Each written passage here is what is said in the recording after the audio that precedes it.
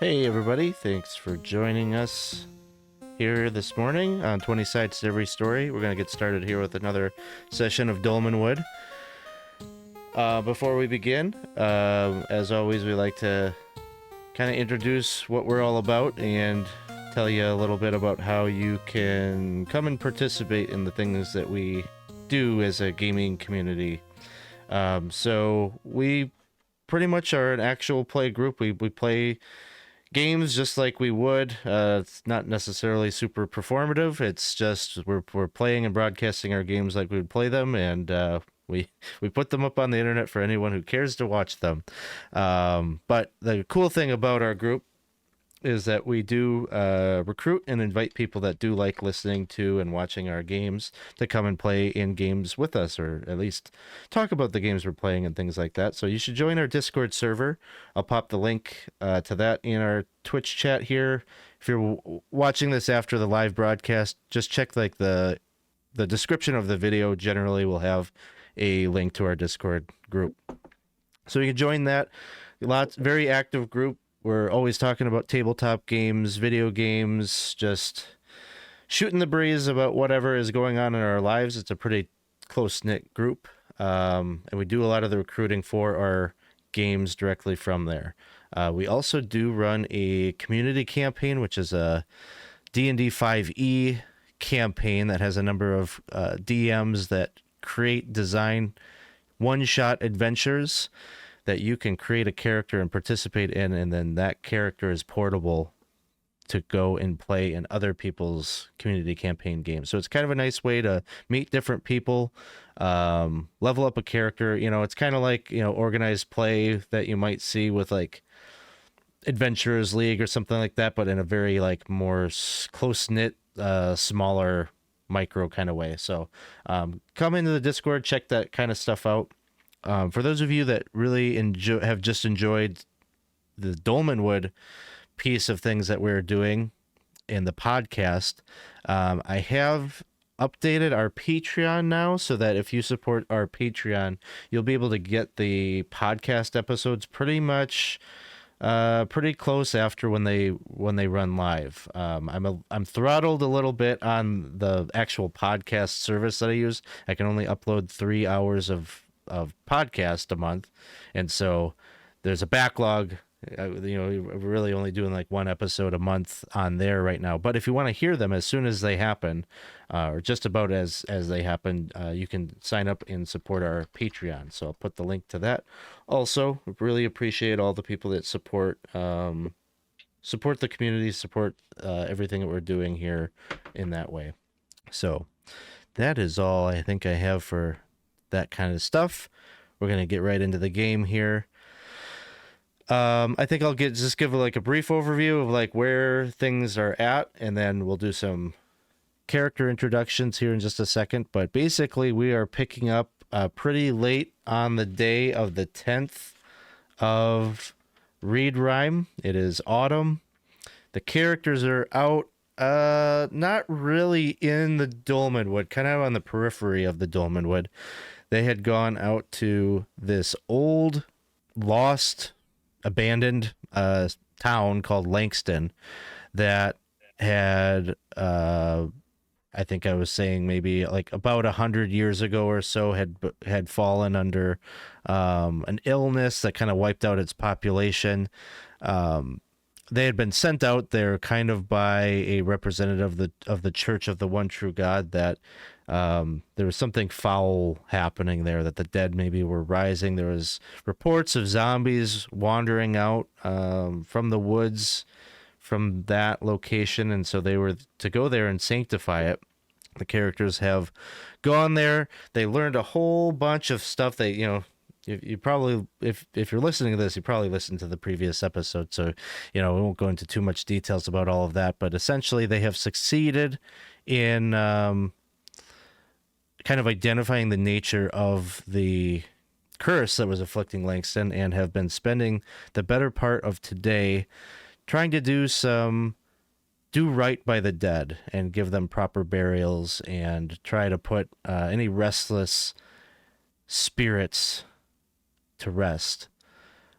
And we're gonna say it's probably about like 6 p.m. right now. You all were like after a long day of digging up, digging burial plots and just hauling a lot of things out from Langston to firm and fertile soil to create these proper burials. You've been doing a lot of labor today, and you're probably ready to sit back around the fire and kind of relax a little bit. So you're kind of doing like what you need to get supper ready and set up the camp. And the village of Langston is entirely flooded, and so I think you had a little bit of difficulty kind of navigating through the waters and such when you were in there. And so you could see, like, on the far side, on the northern side from the hill that you were sitting on that's just to the south of Langston, Lillibeth spots a boy. It looks like maybe a breggle child, but just by the nature of they've got some little nubs on the top of their head where their horns will come in. Not fully developed, certainly not mature. And it would seem that as the fire is getting started and everything, the boy maybe was coming out to kind of look around. He's got kind of a fearful look on his eyes, sees the fire, and then zips off and heads back into the woods to the north. So that is like kind of the setup or the situation that the session here is going to start on. I think we'll go around and do. So we are without Dawson today. So Topsy will just kind of fade into the background, and we'll catch up with them next time. But for everyone else, maybe we'll go around the table, give us a little introduction to your character here this morning. And so let's go reverse order today. So we'll start with Thomas.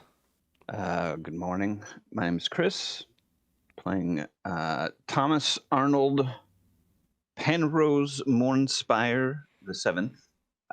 He is a third level minstrel.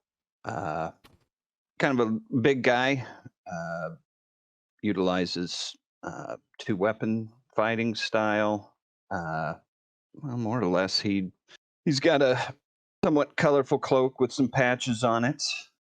He is maybe not the most, I guess, he's a bit of a rapscallion, I suppose, generally speaking, but he has come to love every one of these people, even the newcomer Topsy.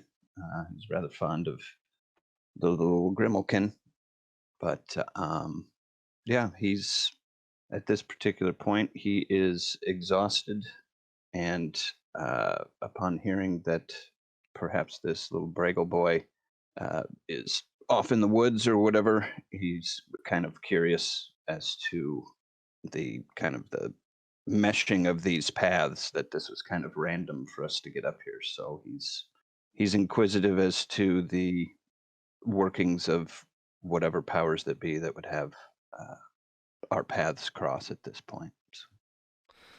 Awesome. And we got a reroll coming in. So thanks to Sundance Kid for the player reroll. Get that added in for you. All right, let's go next to Sir Geoffrey. Yeah, so Sir Geoffrey Fitzpatrick. I'm out here with my brother, the good Friar, and yeah, I like to think Geoffrey probably was a little bit more like happy-go-lucky in the beginning of this campaign, but through all our trials and tribulations has sort of gotten a little bit hardened by it. And is definitely very confused by the politics of this place, right? He felt like he understood things before, and now he's slowly starting to understand that like he doesn't know shit.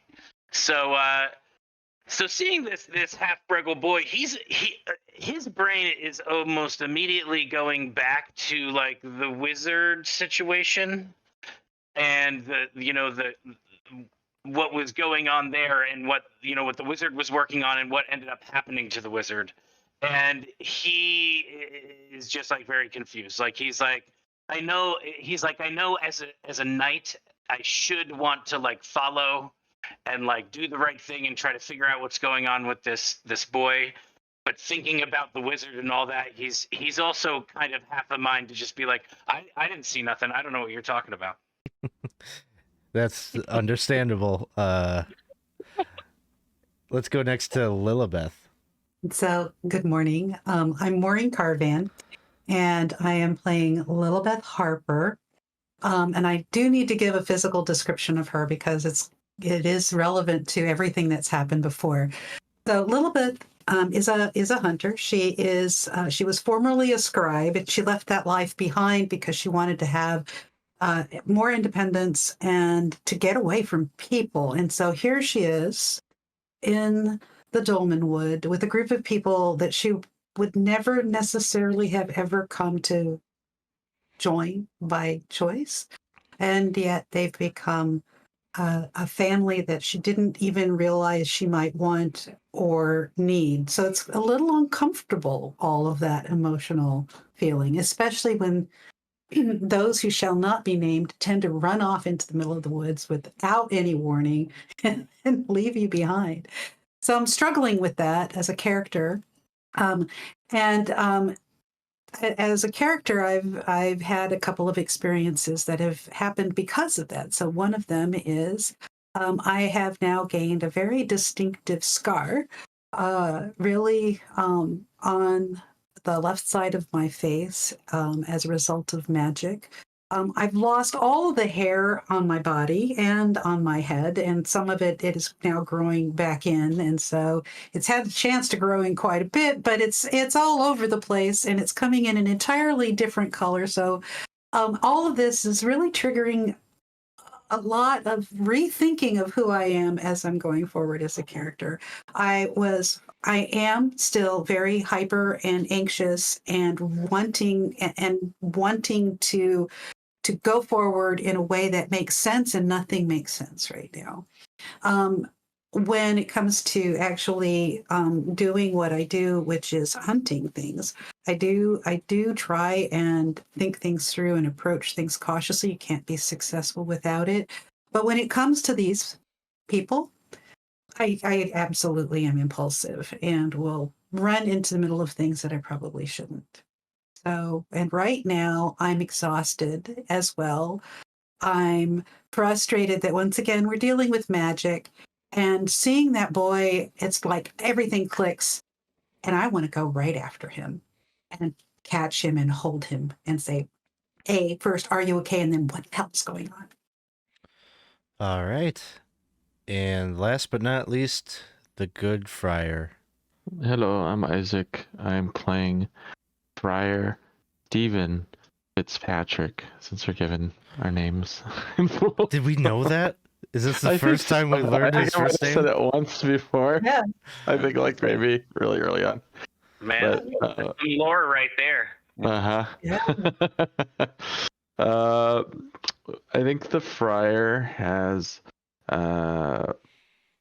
most recently, after the events in the village, kind of been in kind of self-contemplation. He's been a bit quiet, thinking about the things that he's seen, and really is reflecting on the whole story and just circumstance that they had found themselves in last session. So by nature, he worries about the group. He when he was younger, he kind of fell apart. He kind of, I want to say, maybe even abandoned his brother and family to join the priesthood, but as more of not a priest, more of like a wanderer. So he, in some ways, kind of rejects like the institution of the church. He is more so there to teach the good word and to help others. So that's kind of his mission. And what led him and his group to this village in last session. So he's contemplating what happened. I mean, for the most part, it went well, but just the story and visually for him, being able to see a known saint and even more so an angel in his vision kind of really has thrown him for a loop. just maybe reaffirming his faith, but at the same time kind of questioning it, just as the things kind of went down. So he's in quiet contemplation. I think he might not even hear the first time. He's kind of just stirring the food, not really paying attention at all that there's a kid across the way. So that's where you'd find him. Awesome. So also with the group is Kezi the hunter, who I think we have learned is a pretty deadeye, kind of no nonsense. She's a professional in comparison to the other hirelings that you had brought on, and you were paying her for her professionalism. But then you also have Chag, who is a little rougher around the edges. Seems like somebody that probably has a bit of a violent past himself. Maybe has been a part of a number of teams in the past, but he's physically impressive and has at this point, has stuck with you through all of this craziness, and so seems like he can be relied upon. So just to maybe remind anybody that's jumping in late or isn't really sure about the significance of this half breggle child and what that probably means. Although wouldn't it be funny if I just made it's just some random kid and it's not significant at all? That'd be very funny. So what they're all probably thinking is that there basically is a conflict between two of the prominent Longhorn families, noble houses, that are kind of going into what looks like a civil war by anybody that's looking from the outside in. And the whole impetus for that is that Lord Malbleat contends that Lord Ramius is responsible for kidnapping one of his kin, who is this half breggle male boy. And the group knows some details that are not public necessarily. And one of those details is that the Burkmaster of Lakeshorn was harboring a half-breggle child that he believed was his grandchild, whom he found wandering about in the woods himself. His daughter is one of Lord Malbleat's wives, and he doesn't have a lot of contact with her. And so he just put a lot of details together. Geoffrey, Ryan had referenced that there was a wizard that was involved that the Burkmaster had reached out to verify the heritage of the boy. And then also, I don't know if you have the full details on what he was doing exactly. I think the wizard, you did talk to the wizard. I think he told you that there was something was wrong with the child, which is something that sometimes happens with half breggle, half human mixing. Like there was something off about him, and he was like basically trying to split do some kind of weird magical experimentation to like split this person into two parts. And we saw how that went. Probably not a great idea, but that's the road he was trying to go down. Anyway, one way or another, then you guys were a whole different context, but for reasons that you can go and look back on, they skipped forward in time, and then when they came back to the village, the boy is no longer in that attic, and something had happened to him. I think Topsy talked to a cat, and you learned something magical maybe had happened, or there was some sense of some spellcraft maybe was involved in abducting the child, but that's about all we know. And so we're picking up, and all of a sudden you're seeing this thing. The only conclusion you can come to is like this could be that very same child that is bringing these two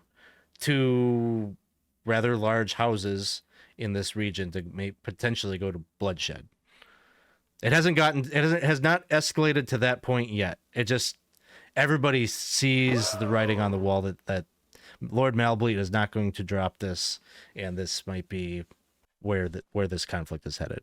So I'll turn it over to you guys to hear what are your responses to seeing this or having this reported out.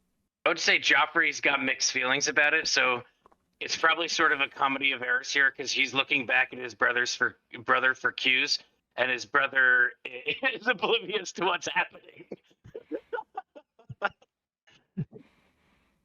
So Lillibeth I've already jumped up, grabbed my bow, and I'm looking across at our professional hunter, of whom I'm slightly jealous because I'm not probably quite as professional as the hunter.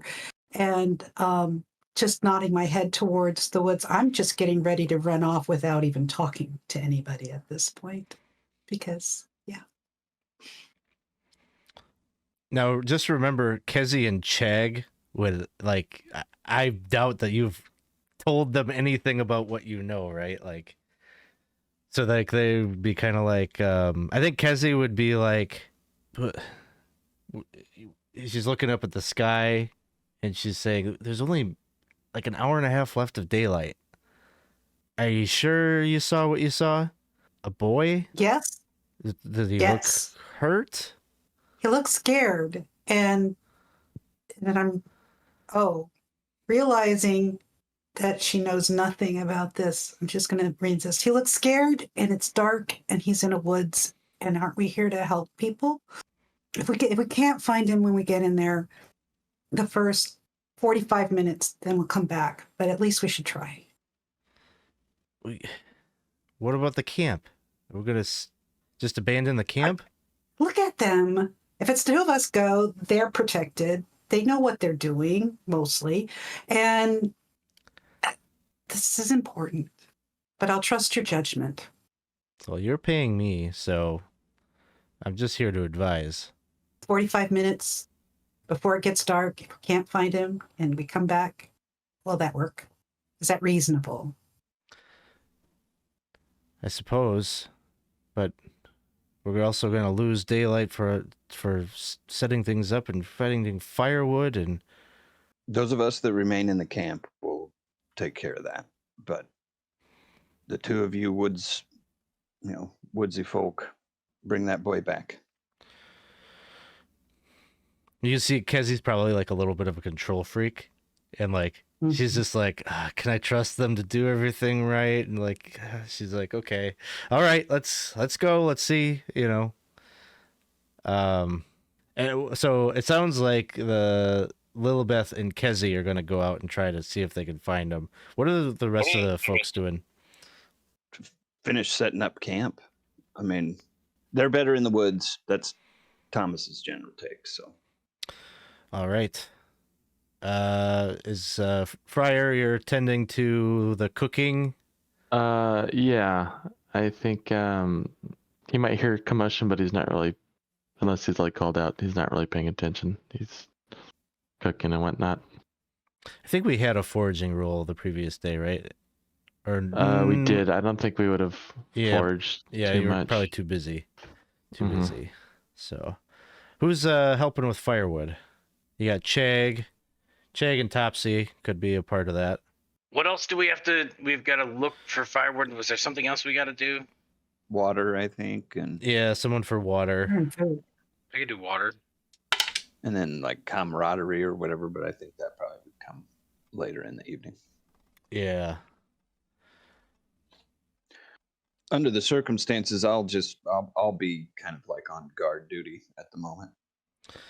So Chag and Topsy were probably not a great team out there. They're gonna come back pretty sparse. Sorry, I'm trying to use like the new player's guide just to see. Do they have this in here? Camping.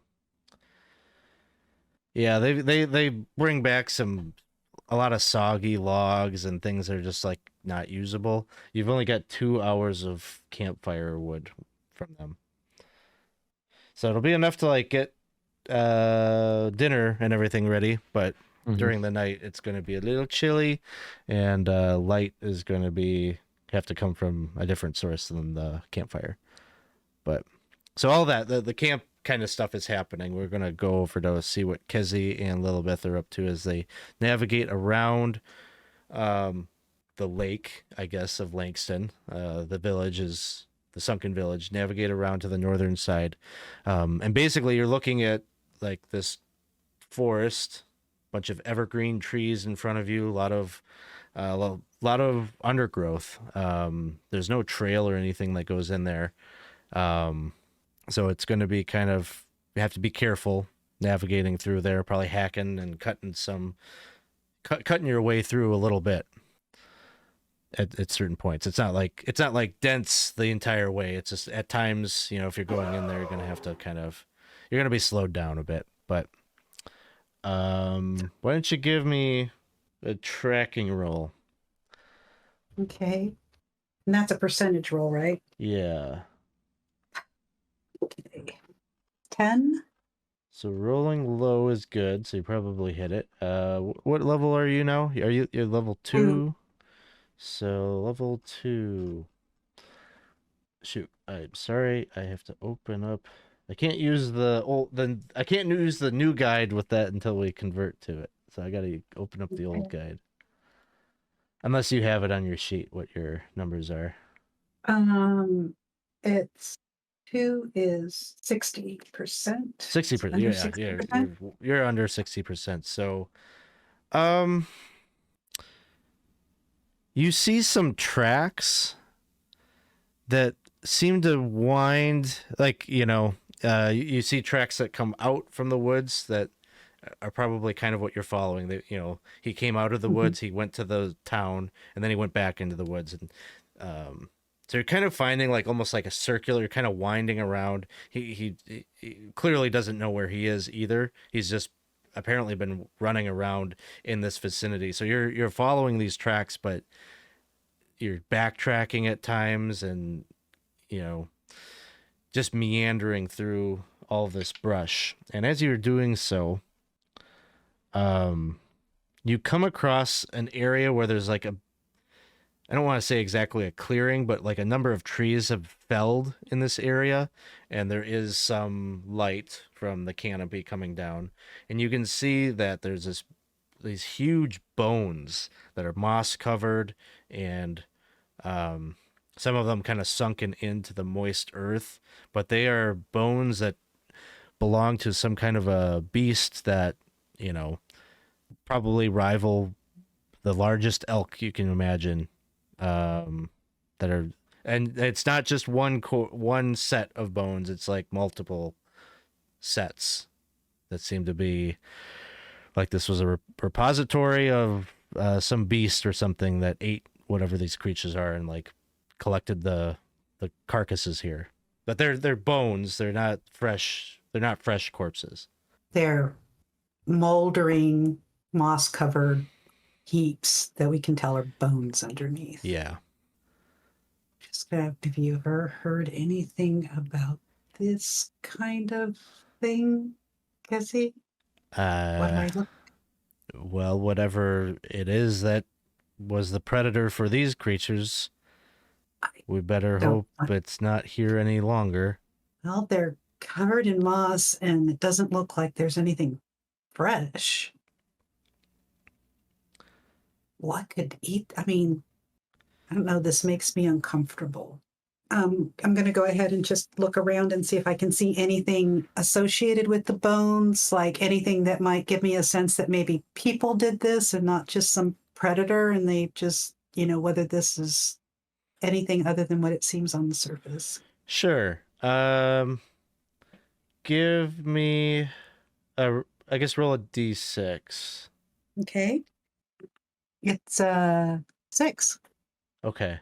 You're just not too sure. The bones are kind of scattered and like not necessarily like bones that connect up with one another, like they're not intact, whether that's because they were there was physical trauma when the thing was killed, or after it died was being devoured or whatnot. It's a little hard to tell. It's more of you just don't have enough evidence that you're able to find to like piece together. And this is where our trail ends, pretty much. No, it's more like it like runs through here. Like the boy definitely ran through this area. So you could continue to follow tracks, but they also return back here. So maybe he's, I mean, if I were, okay. How long have we been at this? It's hard to go through here. We have seen no sign of him, but we got the tracks. Maybe about 30 minutes or so, we'll say. Okay, yeah. Is there any kind of shard of bone or anything that I can pick up and take back with me? Or are they all so big that it would be difficult? No, like they're not so big that you couldn't take one. They're large, and you probably wouldn't want to haul one like around with you, but you know you could. Be like having a big. You could use it as club. a weapon. Yeah. Yeah, you could take like a femur or something or whatever. Yeah, whatever kind of piece of a large beast you would like to have, you could have it. Why don't you give me one more d6? Okay. And tell me if you get a 1 or a 2. I did not get a 1 or a 2. I got a 3. Unless you want to re-roll. But that maybe I do want to re-roll. I think I shall. Oh no, that probably wasn't a good idea because I got a 6. Got a 6, okay. Either way,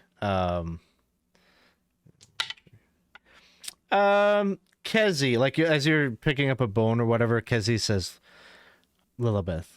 And then like her eyes are just pointed towards this very enormous like skull that has like antlers kind of emanating from the skull growing off of it. And she's like looking at it, and you can see that they're like tiny little face looking out from like the eye socket.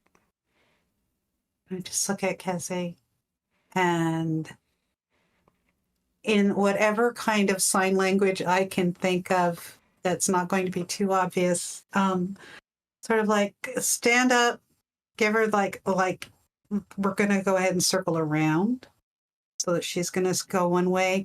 And I'm going to then say out loud, and maybe there's something more that we can find in that direction. And then I'm going to appear to be at least try to look casually aimless, but I'm ready to go ahead and tackle anything that comes out of the skull. I'm assuming I'm thinking it's the boy, but I don't think I can really tell based on what you said. I think as you kind of squint and you examine that, you can see this little, kind of fleshy face, but with goat eyes looking out, maybe with kind of really grown in like eyebrows, very heavy. Okay, I'm going for it. So, yeah, I'm going to not appear to be threatening or chasing, but I am definitely going to get closer to the skull and see what I can do about maybe flanking the skull. So as you move around, it looks like the boy is still just like peering out the eye socket. So it's like you're not really sure if he's aware of you. He hasn't really reacted to you. It sounds like maybe he's like whispering to himself, or he's like self-soothing or talking a little bit to himself. Okay. So just so I know a little bit more about the actual my physical location relationship to so he hasn't really seen me. I'm trying to circle around so that I might be able to You can see into the backside of the skull, and so you're like looking at the backside of the kid, and you can now confirm like he's got the little, emergence of horns kind of growing out of his temples. He's wearing kind of tattered, soiled clothes, just totally covered in dirt, mud, bramble, maybe a bit of blood, like on his like arms as he's been like running through the woods. And so he's like on his knees, just kind of hiding, but also kind of on the lookout. But he's not looking back at you. He's looking out the eye socket, like towards the woods. Okay. So I would like to very carefully walk in behind him. I'm assuming if I come in, I'm going to be able to block his exit out, but he could go through the eye socket of whatever this is. And I'm going to just hope that Kezi is paying attention to the eye socket. She seems to be. She's looking on. Okay, so I'm going to. I have no thought at all that this child would listen to anything I might say, like calm down or anything like that. I'm basically going to not tackle, but try and make sure that I could just grab him and hold him and hope that I'm strong enough to do that. So I'm going to try and grab him and hold him. As you go to try to grab and hold him, it feels really weird. Like, you go and you grab him, and your arms like kind of feel like they're like falling into him, like they almost like reaching out and like trying to hug jelly or something. Oh, okay. And then he reacts to that. He goes, "No, no!" So I'm going to slowly loosen my grip so it doesn't feel like I'm touching jelly. I want to And go home. I want to take you home. I want to take you Mama. home. And as he's talking, like he's 10 years old, he's talking like much younger kid. Like he just few words at a time. Maybe it's the trauma, maybe it's the whatever, but it's probably leading you to like the whole issue that the Burkmaster is trying to solve in him. Like you're thinking like there's something developmentally wrong with the kid. And as I'm feeling the jelly, I feel I would make the connection to all the attempts to separate him from himself potentially. I don't know what the wizard did. I really don't know what the wizard did, but I would assume that whatever is making him feel like he's jelly, it has something to do with that instead of something to do with him.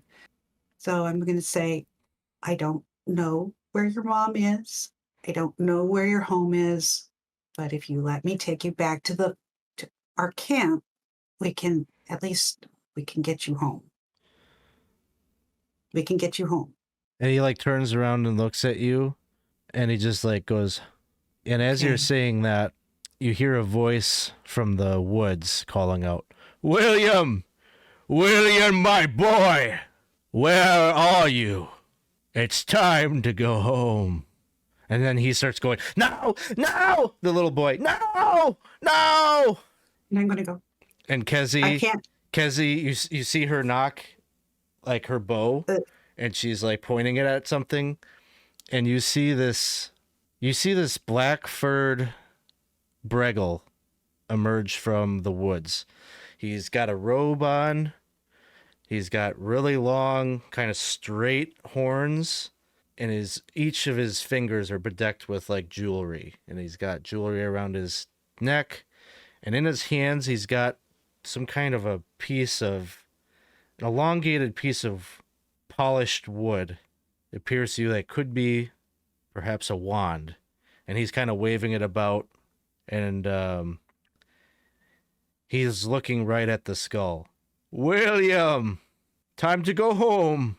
It's time to return to our work." Oh, geez. I can see him clearly. Yeah, you can see him. You're kind of concealed a bit. You're like inside the skull with the boy, I think, right now.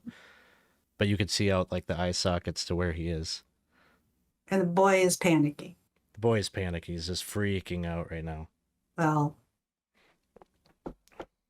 if he's seen Kezi, he doesn't seem concerned about it, right? Okay, so I'm going to try and be rational.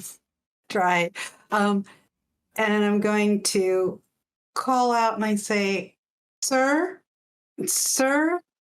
we found him wandering near our campfire and followed him here. He seems disinclined to go with you." Doesn't seem to respond. Instead, he waves his wand about and flicks it in the direction of the skull.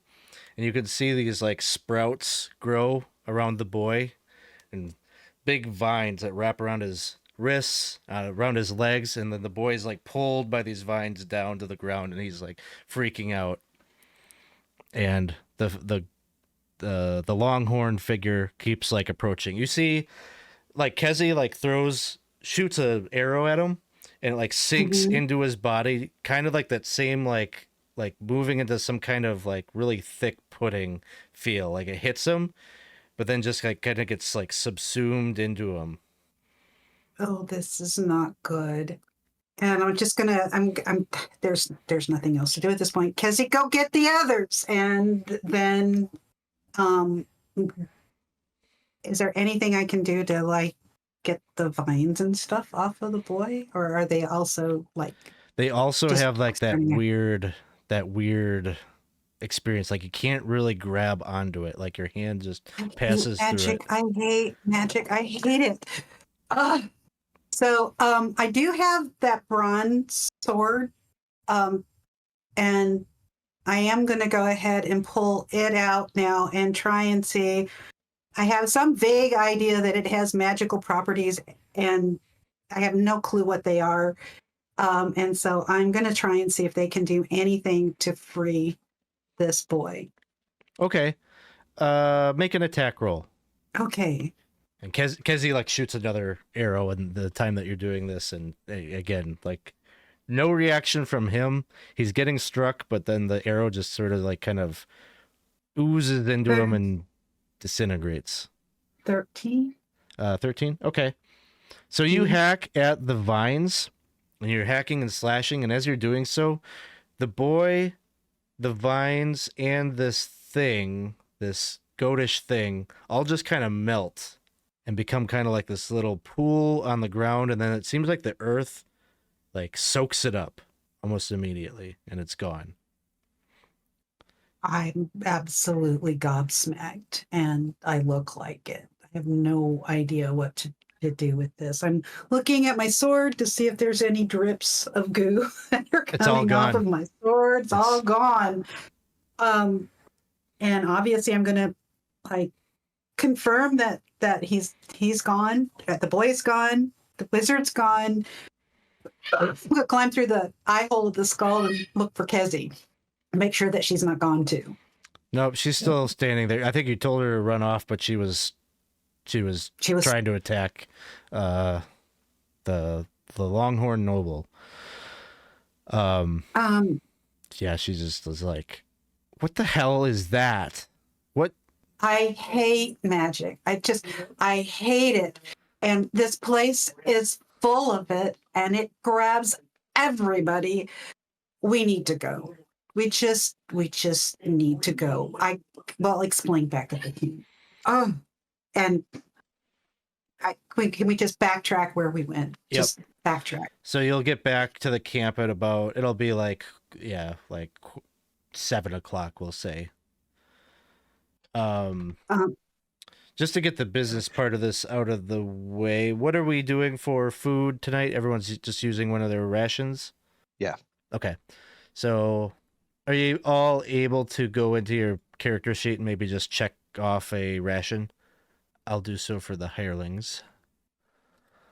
I'm checking off a ration. There should be like little thing of squares underneath that says uses. You can just check one of those. Oh, Yep. we had a reroll from Jeff Boyardee, appreciate that, and a DM reroll for Sith Lord Dave. Damn, Dave. Trying to balance Thanks, the Dave. scales. Thanks. Always. There's room for them DMs. There we go. I do not have any rations on my sheet, so I don't know I'll if somebody- lend you one. I have iron rations. I don't know. Yeah, I know we bought some last time, but I didn't know if it was I think I put them on Geoffrey's sheet. okay. You have extras on your sheet? I have 7. I have 4 left after I click mine off. I'll share it with you. Yeah, That way we can keep everything. either right. So I just did. Consider yourself fed. Did you guys bought your, help me remember. So last time you bought iron rations for your hirelings, right? But then you also bought, was it just one set for the group or one per player? We bought 7 days worth of rations Okay, per that that's what I put on Joffrey's. Mhm. Oh, per character. Per I believe you character. did. Okay, Per character. then I didn't. My note was not right then, so I need to add that to everybody. Let me do that real quick. Okay. Yeah, we wanted to make sure everybody was well fed if need be. Okay, some on Fitzpatrick. Put some on Lillibeth. And Thomas and Topsy need some. Oh, wow. They're all the way down here. All right. So everybody should have some rations now to be able to use your own or whatever. So,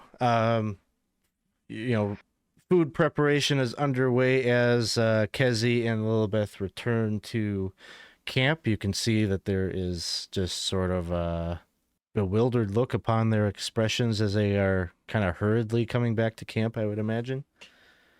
Yes. I would say you couldn't find the boy. We certainly found the boy. And we probably need to talk about this. Kezi can testify to what happened, too. But we found him. He was hiding in the bones of some very large creatures. And his father, or at least someone who believed he could call him out and yell, "William, it's time to come home. We need to get back to our work," who happened to be very large with dark clothing and large horns and a wand and the bizarre capacity to melt everything around him that he wanted to take with him. So he did. He melted that child, everything, into nothing. I have no idea what to make of that. I hate it. Do we know if the did the Burkmeister ever say that this boy's name was William? I'm not sure if he ever mentioned what his name was. What his name was? Is Make it known? make a intelligence check, maybe. See if you can. I was gonna say everybody's talking about this missing child. Perhaps the name might be on their lips too. I rolled a 14. I think My that, my intelligence is 14, so it's either a 15 on a DC or okay. even Steven. We will call it good enough. Maybe you heard him call him Billy. Mm. Or maybe the cat referred to him as Billy or something like there is an association that you're able to recall. The cat. Yeah.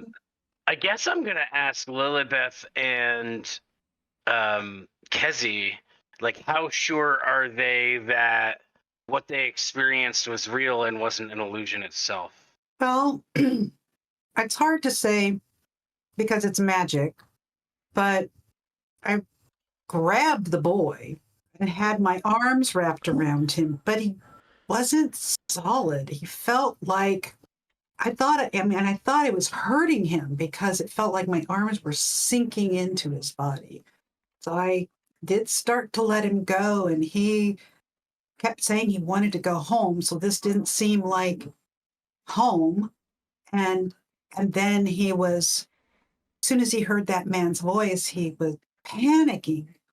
And so if that was magic and illusion, it was damn effective. Did you see which way the man went? This long-horned individual. Well, I guess Kezi would have the best idea of where he came out, but he melted, Friar. He just melted.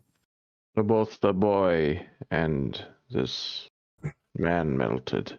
You said he was magic?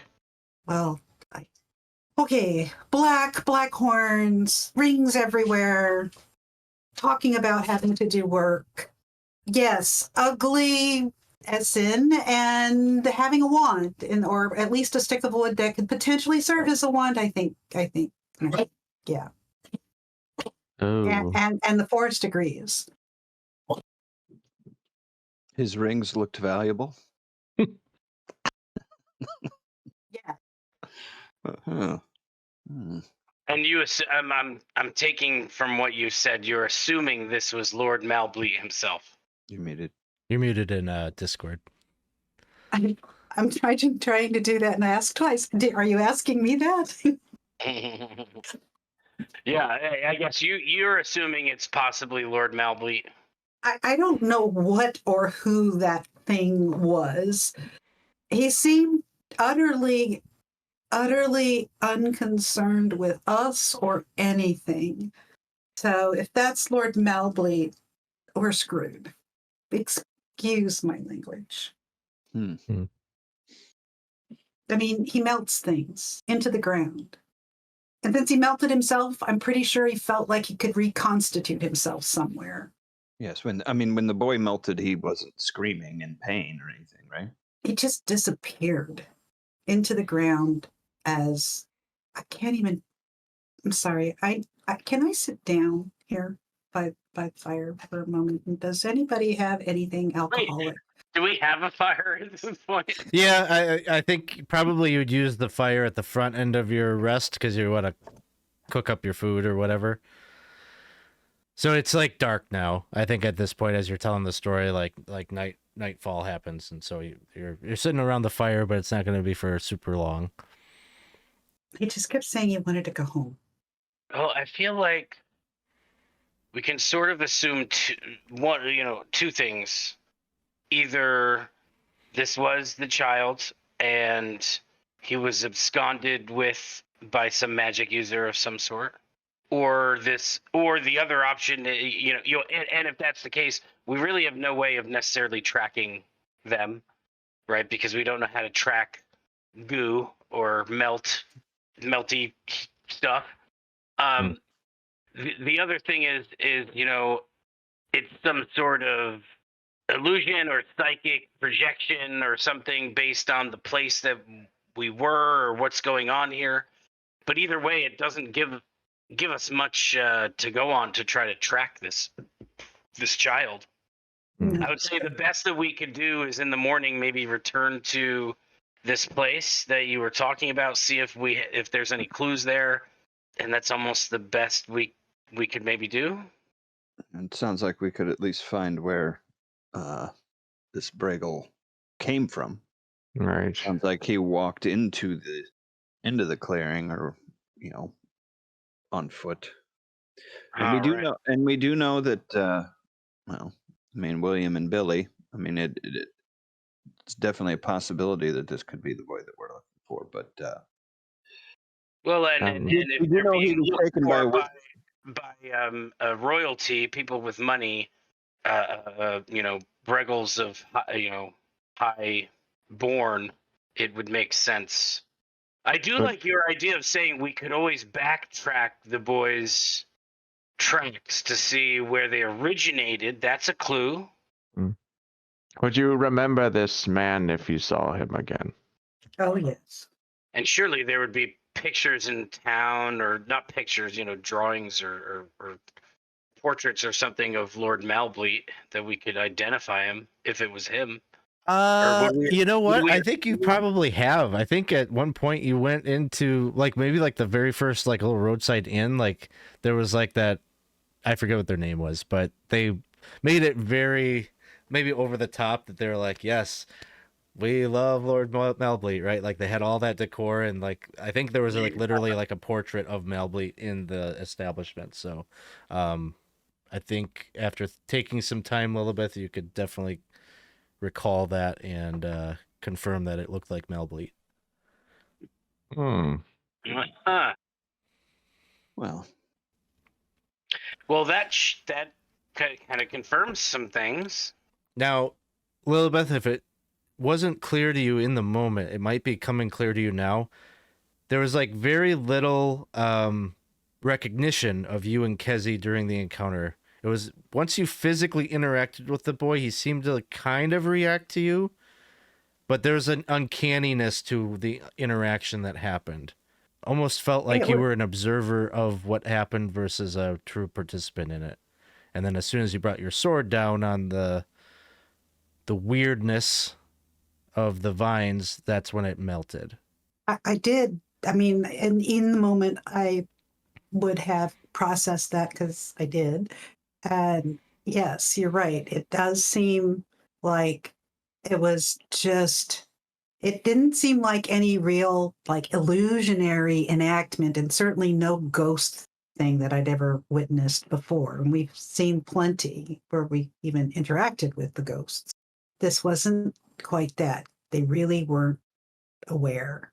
But the boy was aware of me. The boy was aware. Oh, that's interesting. What do you think that means? Because Lord Malbleat was as unconcerned about Kezzy and I. Kezzy shot him and he didn't even blink an eye. But the boy was panicking and struggling and reacting to him and to me until I hit those plants that sprang up from the wand. Huh. Could the boy be doing this? Chag is just sitting by the campfire, just like stuffing his face, and he says, "Well, I'm off to bed. Let me know when you need me to take a watch." And he goes, he's like not even interested. He's like, whatever. ZFG. Kezzy, on the other hand, is like just kind of silent throughout the whole thing, but very engaged in what you're all conversing about. I feel like in our travels we have experienced like ghostly reenactments where the ghosts are reenacting like things that have happened in the past, right? I feel like that, but I feel like that's sort of what Geoffrey is leaning towards, thinking that maybe this place had something to do with whatever bad was happening to the boy, or how he ended up in Langshorn or something, and maybe there was some sort of psychic residue or that they were picking up on, and you know he doesn't know, he certainly isn't an expert in these things, but just doesn't seem like there's much we could do about it tonight. But we could always go back to that place, those bones, in the morning, and just see what we can find, and see if we find any evidence of just anything. So with that, as the group want to move into rest procedure, you know, if we assume that there are 4 shifts, 2 hours each, how would you like to divide that up? I'm not going to go to sleep right now, so I might as well take the watch. Lillibeth on the First front. watch. Who wants second? I'll go second. Third? Take third watch. And we'll do Thomas at 4. Okay. So, Lillibeth, you take your watch. You still have some firelight from the campfire. Pretty uneventful. You don't see anything. You keep eyeing up across Langston just to see if anything emerges from the woods there, but seems quiet. Fitzpatrick, Friar Fitzpatrick, you take watch at about maybe like 10 p.m. ish or so. You would, well, maybe 11. You'll pick up your watch. Okay. I'd probably light a torch. Okay, so you've got a little bit of light. At least you can see. Can't see maybe as far as you did when you had the big campfire, but you can at least see kind of the perimeter of your camp and do kind of the rounds and whatnot. And it's a still night. There's the stars. There's no cloud cover or anything, so big sky full of stars that maybe give you a little bit of visibility out into the dark, and you're up on the hill yet, so you don't feel like totally insecure about your position, but you hear as you're walking around, maybe not here, you see a figure walking around down toward by the base of the hill. Like, it looks like something has emerged from the village. And it is a man who's wearing plate mail, longsword at his side, sheathed, and he's starting to walk up the hill. Towards us? Towards you. Yep, I'm gonna go and kick my brother. Wake up! Wake up! Someone's coming. Get the others, wake up. There's a man with plate mail coming from the village. All right, yeah, I'll put on put on my armor and stuff and wake everybody up. Yeah, I'm gonna try to wake everyone up. And Okay. everybody's being roused awake. By the time you're all awake, you can see that the man has made it to your camp. Hmm. It is Sir Silas has arrived. What? And he says, "Hail, friends! I bring news from the south." Embrace him immediately. Hugs you back, and as you hug him, you feel like the embrace. He's like made of gelatin, and you kind of are moving into him a little bit. And I heard this description from Lillibeth, right, about this weird. I pulled him in and it fell, blah blah blah.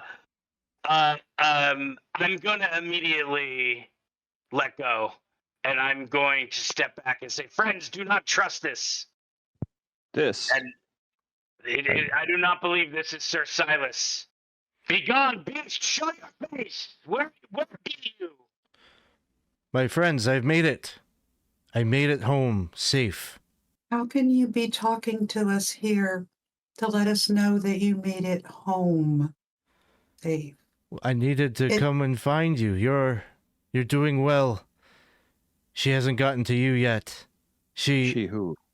And you're gonna see like blood starts like pouring out of his nose and down like the sides of his mouth, and he reaches up and he looks down at his hand in horror, and he looks at you all. When could she have done it? She slip it into my food, my shantywood, and the form just like falls face forward and then kind of melts into the earth. What the hell?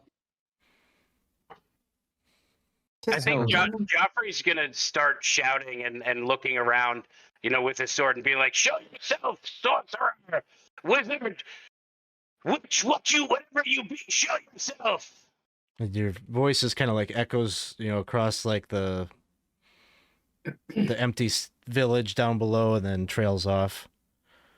I'm going to go look and see if there are any plants anywhere around where Sir Silas melted. Just like the grass. There isn't like a ton of tree cover necessarily up on this hill, but you go and you take a look, and there's like kind of no physical remnants of that disintegration of whatever he was made of there. It's like it just completely soaked up into the earth and left no trail or trace. Friar would go up to his brother. Calm yourself, brother. Calm yourself. We have to be vigilant. Calm down. Obviously, there's a connection between these two incidents. Yeah, and Geoffrey will try to relax, And he's like, "You don't think Lord Malbleat is here?" No, I do not. No. Silas, though, how? Whatever is doing this, how? So much detail. I do not know what it is. Someone's playing with us and I don't like it. Not at all. I'm with you, Lillibeth. I feel like this is the work of a magic user, or either that or this is a cursed place. Although my brother has we thought had consecrated this ground. Maybe He's not. just going to kind of sigh. I do not know. So you're all left. Oh, go ahead. I was just going to say, well, it seems shantywood is involved. Or so someone would like us to believe. I don't think we can trust anything. Well, the question is, do we stay here for the rest of the night? What time is it now? This is this was second watch this happened during? First Yeah, watch? it's probably about midnight. I don't know that we have much choice. I would prefer not to wander from a place where we at least have a sense of the ground around us. We Yes. chose it well. I'd like to stay. Very well. Well, we have to endure whatever is happening then. Brother, are you okay? It doesn't seem like you are injured in any way. I am not. I am just shaken up. This feeling that Lillibeth described of grasping a hold of a living creature and it's sinking into them. It is unnerving. It is frightening. And That's why I wanted to. I do not trust. I do not trust anything that we see now. Yes. Well, at least we know if it happens again. We are aware. I want to understand if these things that we see are visions to manipulate us or whether they are visions of true events that have happened. Such detail, though. Could it really be premonitions? Or things that have happened? Or spirits speaking to us from beyond? I know we've all wondered if Madame Shantywood had double-crossed us or double-crossed Sir Silas. I wonder if whatever this is preying on our fears and our inner thoughts. I do not know. It makes me very uncomfortable. Is it possible that it has something to do with the curse being broken here? It doesn't feel like a curse is broken. Um, Feels like it's given way to a different curse or something. No. I mean, if these are glimpses into something that has happened or will yet happen, But perhaps the one how true could- God is. Revealing Sorry. these things to us. Yes. the But what one the hell? true But God. what the hell do I know? I don't know anything. I mean, the Well, one the- thing It that is- dawns on me now is there may be something in this place that is triggering these visions or whatever they may be, these apparitions. Mm. Would it be worth to search to see if there is something to it? I don't know. I thought, to search to go back to the place of bones in the morning, but now we're experiencing these things here. I don't see any, and I probably is going to pat the ground and look around where Sir Cyrus melted into the ground. It's going to be like, I see no evidence of anything here that we, So one detail, there are still footprints from where he moved up the hill. Mm. Oh, know, at least There are. at the base of the hill. Maybe Kezi kind of goes, if she's awake at this point. She says, "I don't think they're coming from the village." where are they coming from?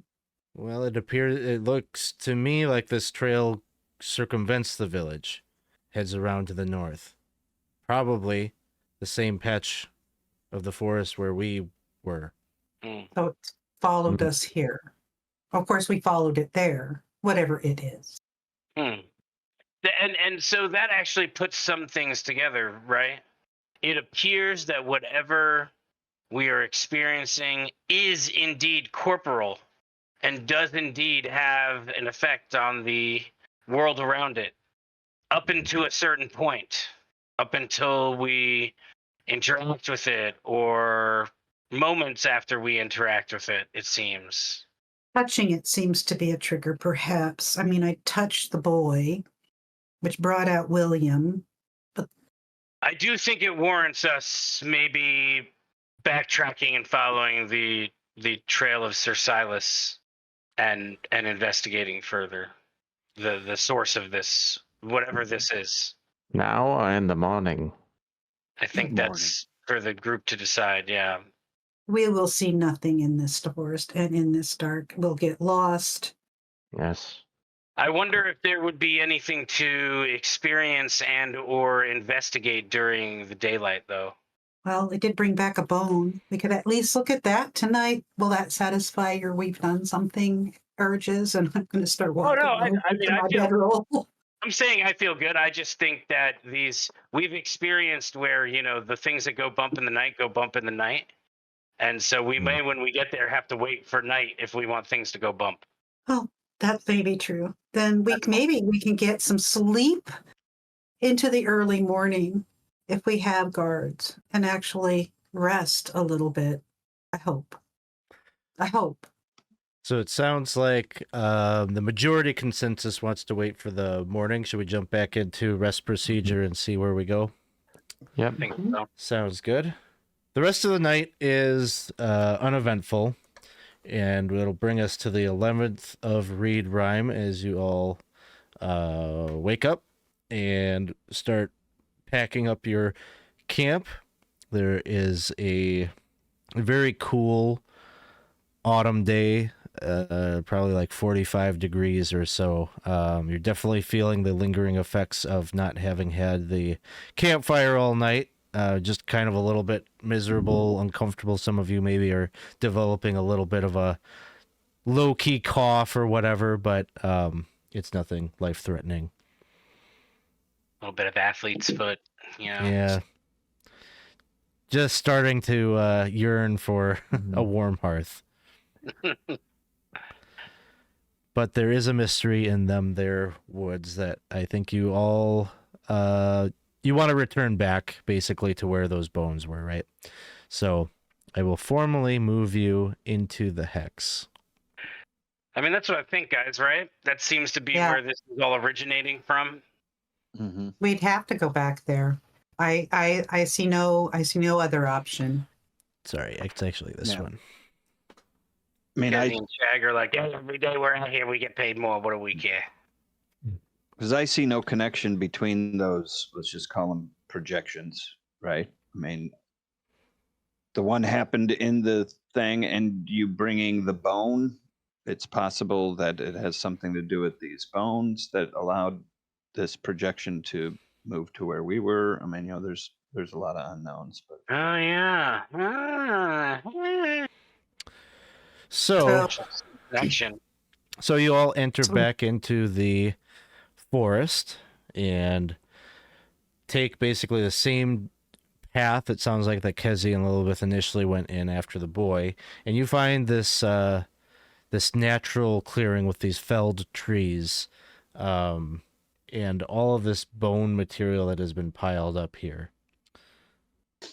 the felled trees, do they look to have been, did they just fall over from age, or were they When you look at pushed, them, broken? it looks like you can definitely see evidence of like horn rubbing, like almost like an elk or a deer would do on a tree, but like a much larger creature. So the bark had been, and there's evidence that this is not like really recent. These trees are starting to rot and decompose, but you can definitely see like these marks, these grooves that had been rubbed up against this tree and knocked it down. And it looks like not natural, that force was able to uproot these not insignificant trees. Like they are, it would have to be an incredible amount of force to be able to knock these down in such a way. And what of these creatures? I mean, it looks like elk, but I've never seen this size. This is, looking at the hunters, I'm just going to say, like, have y'all ever seen anything like this? That's why I Are brought the bone back. Question. I've heard of dire creatures. Maybe this was a dire elk. Oh! A question. Would we know that the tracks from the camp of Sir Silas, you said that they led back here to this point, to this spot? Let's see. I could have Kezzy do a roll on that. She spotted this. Here we go. As you're moving through the woods, she says she loses his tracks basically as you get to the tree line. As soon as you start to move into the woods, like she's not really sure where they originate from, but she can confirm that they didn't go through Langston. Okay. How many separate creatures does it look like we see bones of? 4. And all of them all of them have this magnitude of like unnatural or not creatures that you have seen in the woods natively so far. Friar, can you take a look at the moss covering their bones? I mean, is it just moss? Sure. Can I identify the moss if it's a certain type of moss or anything? It's just kind of like a basic lichen. kind of. Yeah. Okay. It just seems that this is a standard run-of-the-mill, no hallucination moss. Too bad. Thank you. We won't be making this for tea. Just kidding. Ha ha ha. I'm going to cut in here real quick just to say a thank you to Tommy and Tay for the follow. I appreciate that. In looking at the bones, is there anything I can do to identify what this creature was with my minstrel lore ability? Sure. Go ahead and give it a roll. I rolled a 4, so it's no go. I would say maybe use a reroll. Do you think so? I'd say so. Reroll deployed. Why not? That is a 2. So that is a success. Nice. So, I would say maybe what you said earlier about them, these being dire creatures, seems to maybe track. They're just larger versions of an elk, a bear. I said there was 4, right? Yeah. Mhm. We'll say there's 2 elk, a bear, and a boar. All right, I will inform everybody. And so there's kind of evidence of them being dire creatures then? It's an unusual. Dire creatures, from what I can remember, like there's a connection with like evil or danger, Corruption, They're maybe. yeah, I mean, corruption, right? Right. which we did run across. Recently with the unicorn. Yeah, which I will, just because I have it, I pull out that corrupted unicorn horn that I cut off the That's right. creature's head. And I'll take it and touch it to some of these bones and see if it does anything. Nothing seems to happen when you do that. All right. I'll put that away. Are there any Lillibeth, did you say that where did the this Malbleat formation, where did it come from? Are there So would you tracks like- there too? We could go look. It's going to be a little bit muddled, but we could go look. We should also take a look at the skull where the boy, because the boy was watching us from that skull. And I point to the skull that the boy was watching us from. We should check that out too, because everything started with us seeing the boy in that skull. So, you would have seen Malbleat coming into the clearing from like the northwest of this little mini area of toppled trees and bones. So you want to go and look at the skull? Is there anything in particular you're trying to ascertain? Well, whatever it was, if it was the boy, he was watching us. And if it wasn't the boy, it was watching us.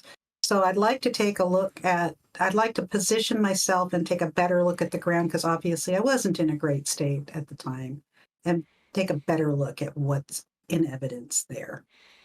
Probably the main thing is like for sure, like his feet digging up the earth and having gone in there, like the trail of the boy leads in there. And that's where the So something, trail kind of essentially ends. But of course, the tracks that you have, there are many, many, many more, like of him having maybe come and gone from this area. So you have other leads to lead out from the clearing if you chose to follow them. I would choose to follow them. I also note that this demonstrates, just like Sir Silas, boy-shaped tracks, and a boy and these things have real tangible presence. So we just have to choose a path and follow the boys, one of them. I don't think we should separate and follow different paths. Yes, I was not planning on separating from any of you. Well, No. since when has anyone planned to separate from anybody? And still, we separate. No. No. Oh, don't worry, brother. I have you. You're back. I am, Lillibeth, I am sorry. I did not even realize what was going on last night. I should have gone with you. I'm sorry. No, I mean, no, that isn't what it really isn't what I meant, Friar. We I do make think the that's best a good point. choices. I think that's a good point. I do think we should move as, for the most part, we should move as a group in the future, and not put, because that could have gone very bad. Both of our friends could have disappeared, and we could have not known what happened. Yes. Oh, well, that's comforting, but yes, it's true. So I Lillibeth, agree, brother. I agree. can either you or, and Chris has drawn a blank on the other huntress's name, Kessie. can you tell what perhaps killed these creatures?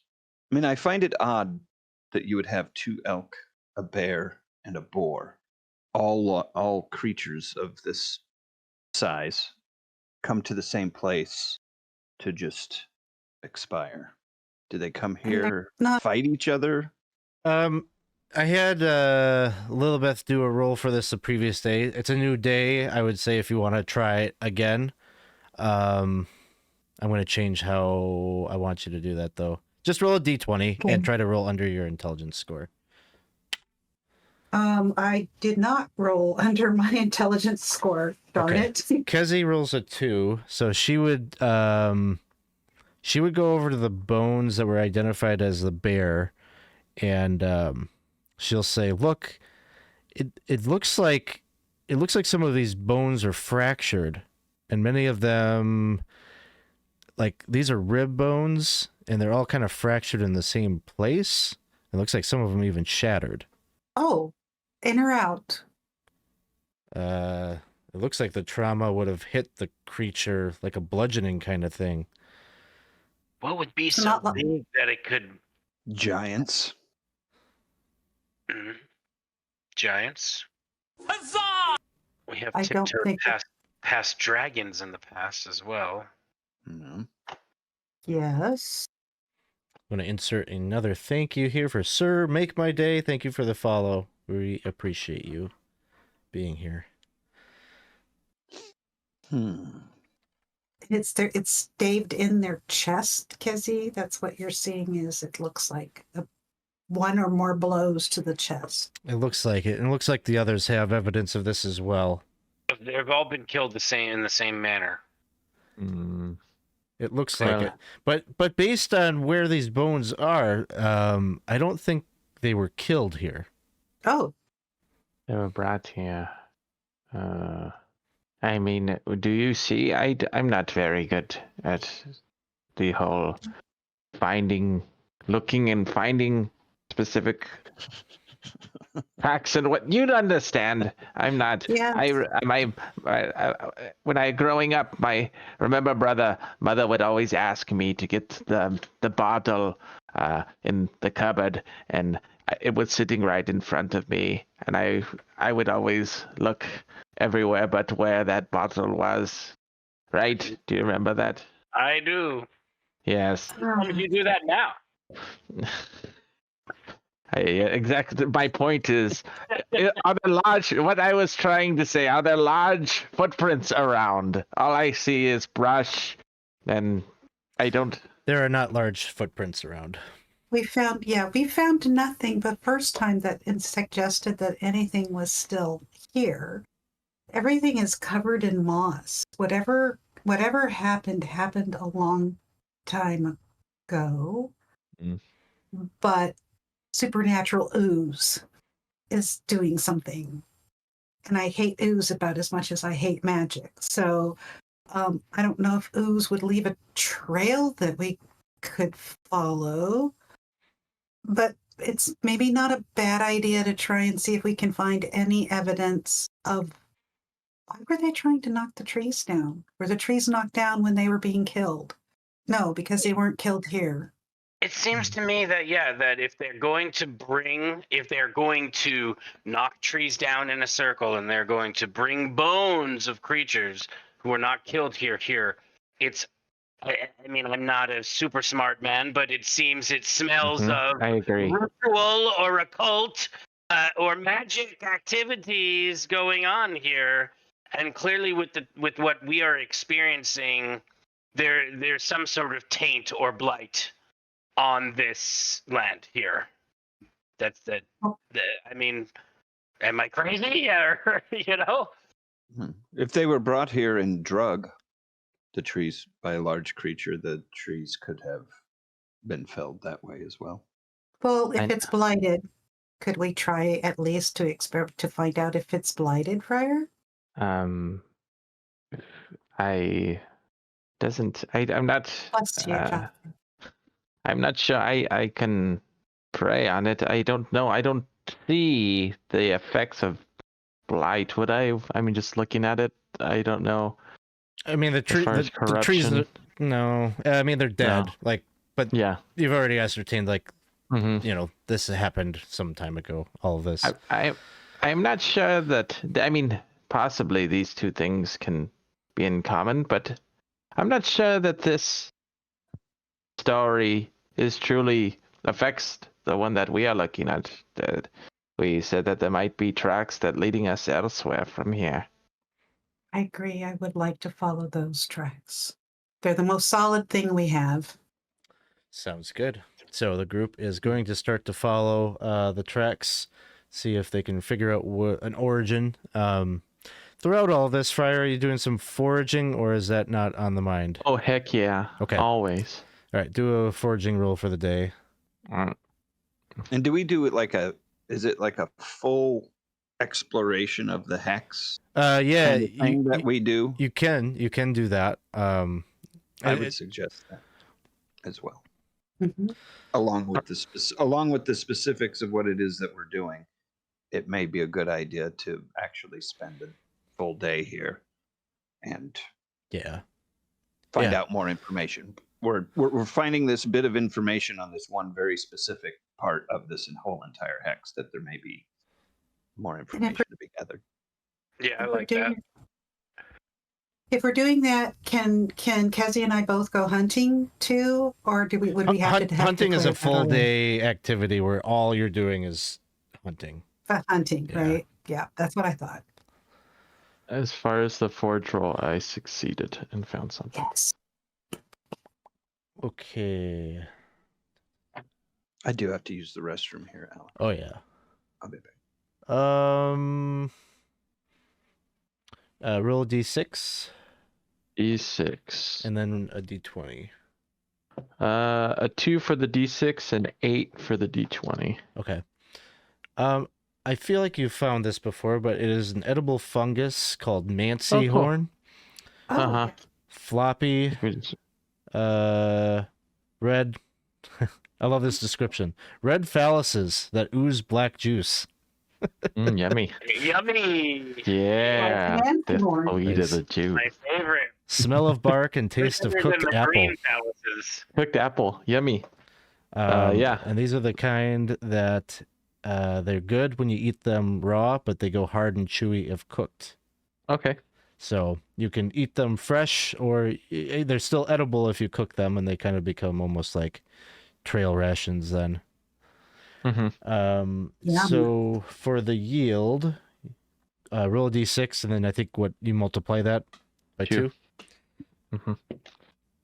8 rations 8 total, or total. yeah, okay. that 8 makes sense. total. Yeah, after I doubled it. If Yeah. you rolled an 8 on a d6, I'd be like, oh, what? Hey, So are you judging him? Level up. level up. So go ahead, mark that down for yourself, so you get that in store. 8 rations. While Yep. you're doing all this like foraging, like you're collecting like the last bit, you find this patch of this Mancy horn, kind of in this one particular area around some of these evergreen trees, and there's one that has some like low-hanging limbs, and you notice as you like lift your head up from picking them from the forest floor, you look up and you can see that on this particular tree that you're under, there's a couple of old rotten like nooses up in the trees, like rotten rope Uh-huh. Oh, that sounds familiar. Oh. Didn't I we would have point- things hang? I'd point that out. Oh, wait. No, that's fine.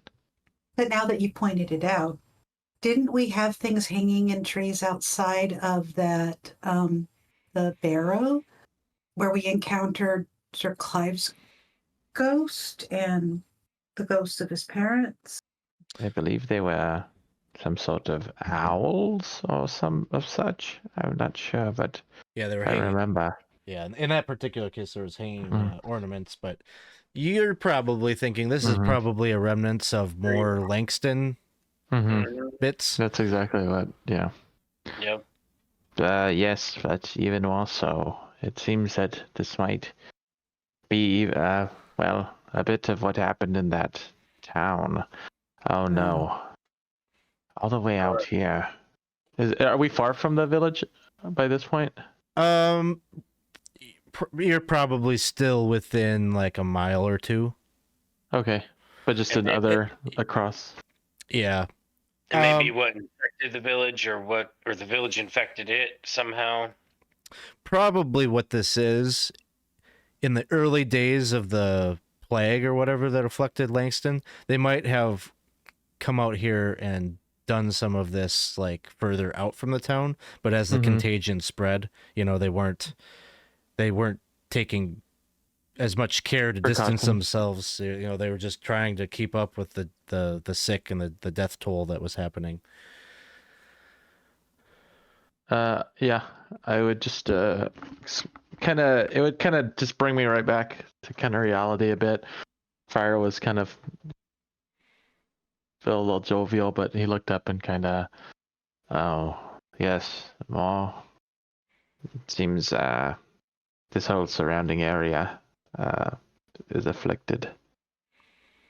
Tell me, this trail that. Does it keep on going, or is it around here? Yeah, you still have a trail to follow. So I would do a quick prayer. Pray for the souls that are here. I know it's the daytime, but is there any like sign of undead? I don't know how best I could do that without like seeing it walking around. You haven't seen anything. Okay. Nothing. And we didn't come across anything else. So. Is your thought like we may have to purify some other areas or something? Yeah, but he's kind of unsure. I think for now, he will do a quick prayer and continue on and see where that leads us. One thing that's probably notable is there is no bone or skeleton here. I think there were skeletons at the previous sites. Yeah, it seems like everything was put to rest. It seems to the friar. Yeah, the friar would definitely say it looks like there was a little bit more time and thought here as far as the burial, at least. He's gonna just shake his head. Well, shall we continue? I would prefer it. You, from where you're standing, suddenly catch an odor in the air. It's kind of a sickly sweet smell, but it's got like this overwhelming potency to it. Like it's very distinct and very strong, and it's not enjoyable. No. It's like it's hard to, it's almost like a perfume or something that you just wish you didn't, that you have a distaste for it. Like it like takes you back to like a bad memory. It's like a scent that just is tied to like bad memories, and that's the nauseating part of it. Mom's porridge. Oh. You smell that too, brother. Yes. She would use Apparently dead things. Very dead things. It was a family recipe. Yeah, she leaves the fish out by the river for days. Ugh. Where is it coming from? Ugh. It's Okay.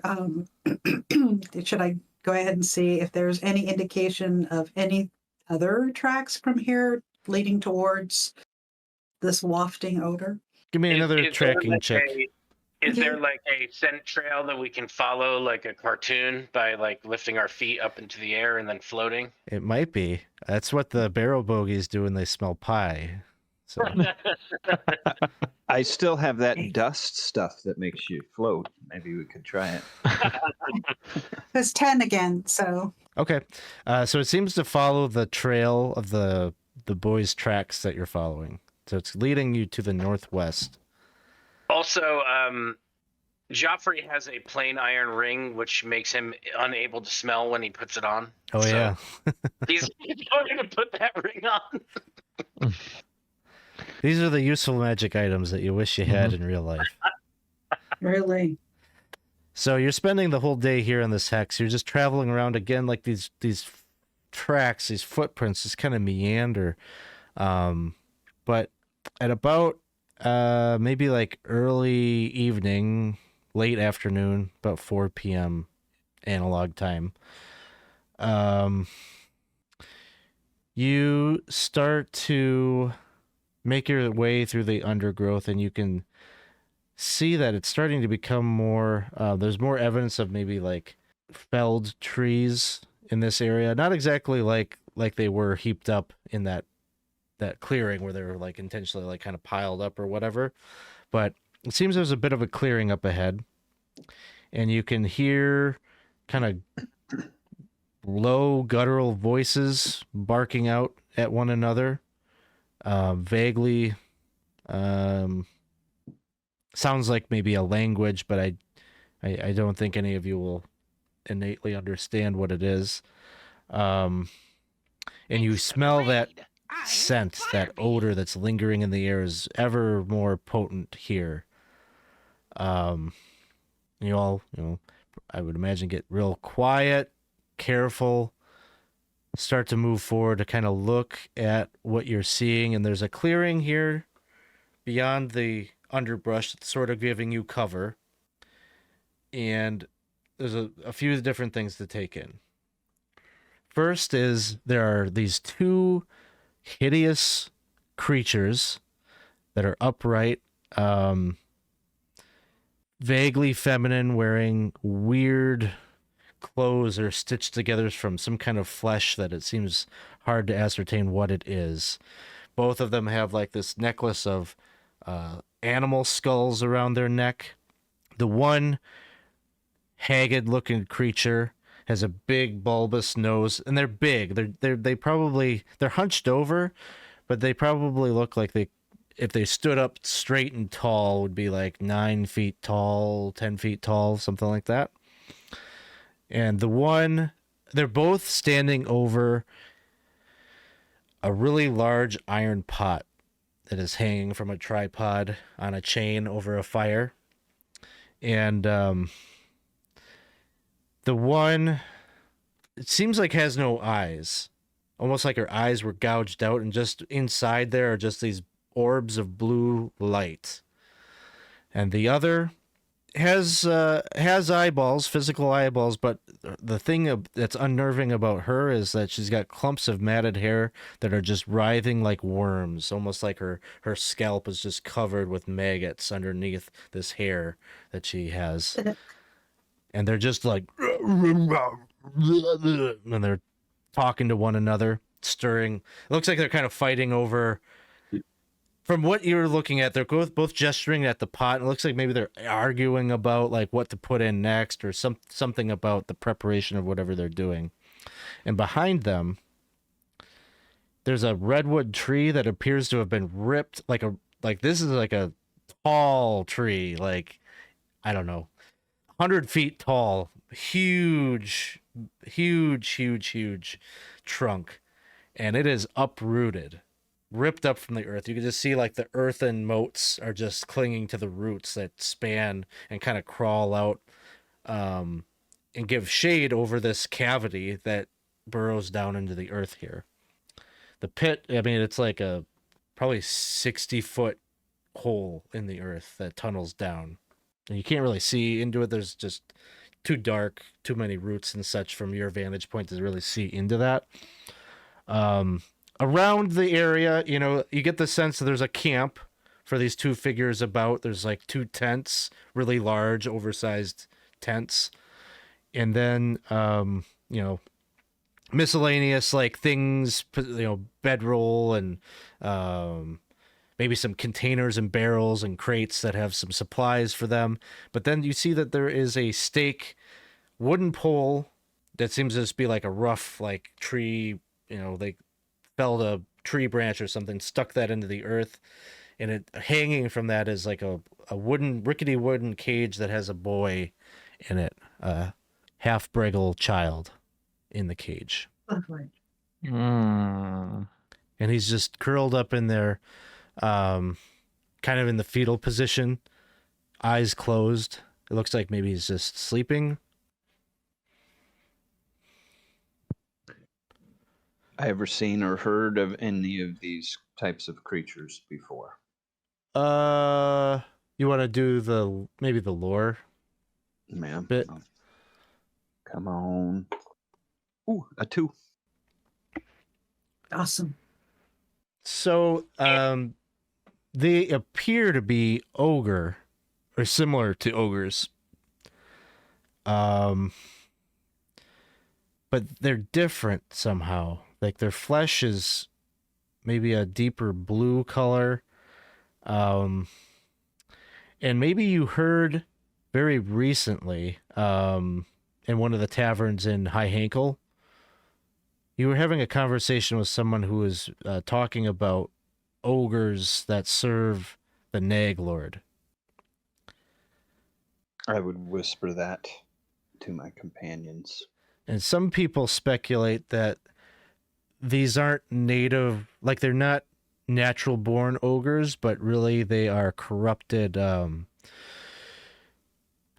human witches that the Nag Lord has morphed into being his underlings. I'm going to whisper back to Thomas. Do you think the horn can do anything here? I have no idea. I think the question's going to be now, how do we get the boy without alerting the ogres, the witches?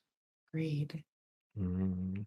Do we have any way of incapacitating them? Any kind of way of doing that? I don't know if we have any poison or anything. Could we distract them? We could distract them. Looking at the what the boy is locked in, does it seem like it's something that could be brute strike? Like is it like iron? Can we brute It's strike wood. just break them out of there? It's Okay, wooden. yeah. It's pretty haphazard, or it's not. It's enough for it to contain a small boy, but someone with some tools and, axe or something would be able to bust that open pretty easily. Yeah, a couple knocks with Sir Chide's sword And as you are thinking about what your move might be, something emerges from the open rift in the earth, and you see again black-haired, noble-looking longhorn breggle appear, and this time has a vial in his hands and like a syringe. Like he's putting the syringe in the vial, and like you can see like the child in the cage is like kind of stirring a bit. And then it just like wanders off into the woods. we're gonna have to, unless we want to watch this child get tortured in some way, I think we're gonna have to. Well, it leaves the clearing. Like it doesn't go towards the boy, it goes off into the woods. But you can hear, like, it almost seems like in sync, the boy's like kind of whimpering and crying, and he's still asleep. When you say it goes into the woods, that's this long-horned. Yeah, he leaves the two ogre witches, or whatever we want to call them. Formerly they're called Herodons, is what they are. But they don't seem to pay attention to it. Like they kind of like look up for a second and they go back to squabbling, almost like this is just to be expected for them.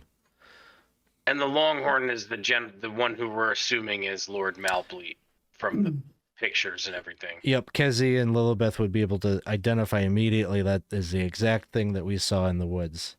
Yes. And based on the fact that they didn't pay much attention to him, and they are squabbling about food, but they are also, I don't know, I worry about leaving the boy there, but I also worry about not following him. The boy seems relatively safe right now. I think. So I would signal that we should follow that guy Malbleat. very emphatically, yes. See what he's up to with his syringe, what he's infecting with it, perhaps. Mhm. Mhm. That I would mean, prob- I'm not really, at least watching, but not confronting. Not that I can convey that in signals. I'm just saying, So it's We're not also coming on the towards highlight. you. So you would have to circumvent the woods to like try and catch up with it or follow it. well, that's not very smart. Like it's not like he's like walking right by you, you know. Yeah. Oh, then that makes me ask another question. So from where we are, is there any way that we could use the cover of the woods to go around the ogres and get the boy out of the cage? The cage isn't like that. I mean, you would have to step into the clearing in order to get to the cage. There isn't really the security of that you're currently feeling of the underbrush isn't going to help you if we Mhm. want to access the cage. It's over closer to where the opening in the ground is and their camp. Okay, here's another question. How big did you say the opening was again? The opening itself is like 60 feet wide. Dang it. Okay. You know, like it's like the cavity basically seems like it is right where this felled redwood is, and the redwood itself, you know, has this like it's like trunk that's Got like it. 70 feet is huge. Yeah, what if we were to somehow cause some kind of distraction that doesn't put us in harm's way, lighting a fire or creating some smoke or something to draw the attention of the witches so that we can perhaps, break loose the child and abscond with him. Hmm. What if Hmm. what if we were to just run away? This is two witches. Chag is like, Mad. I'm with him, gang. I don't understand what our obsession is with this boy. Like, he's with grandma and grandma over there. Let's go. I think you're right. I hate to say I think you're right, but you're right. I mean, look, Chag is not aware of all the other things that we are aware of regarding the child, and we are the bosses in this situation. So why don't we make the decision instead of him making the decision? What do you think, guys? I think he's not stupid, but I'm just saying that there are certain things going on in the world today that I don't know. Geoffrey's trying to be, not like spill the beans in front of the hired hands, but he's just going to be like, I think he's going to at this point. I think he's just going to be like, we got to do something so the world doesn't fight itself and everybody's in war, like we got to get this kid. Not exactly a question that like should be answered or addressed, but it's so like if you're saying all this stuff, like Kezia is just gonna be like, "How do you know all this?" Never mind. I don't want to know. okay, well, then we need to create a distraction. Get these women out of the way. These things out of the way. Idea. I just don't think we necessarily want to take them on directly. No, we want to take them away. We want them to go away. So, is Apu with me? Yep. Ow. Okay. So we're going to have to feed Apu a lot of iron rations, but I'm pretty sure Apu is agile enough to get away from ogres. I mean, he survived. He survived in the Droon environment. Yeah, sure. Oh. Okay. So what do we have him do? Because we have to give the women a reason to go after him. they're arguing over what to put next in the pot from everything we can tell, right? I mean, Is that probably evident boy, to us? right? I mean, No, I don't think they're going to put the boy in, and we can't be talking this loud about it anyway. So let's just. Okay, so I'm going to open my pack, and I'm going to already sacrifice another iron ration to Apu because he's going to want it. Shh. We need you to make them chase you. Can you do that? Oh. Would you do that? Mm,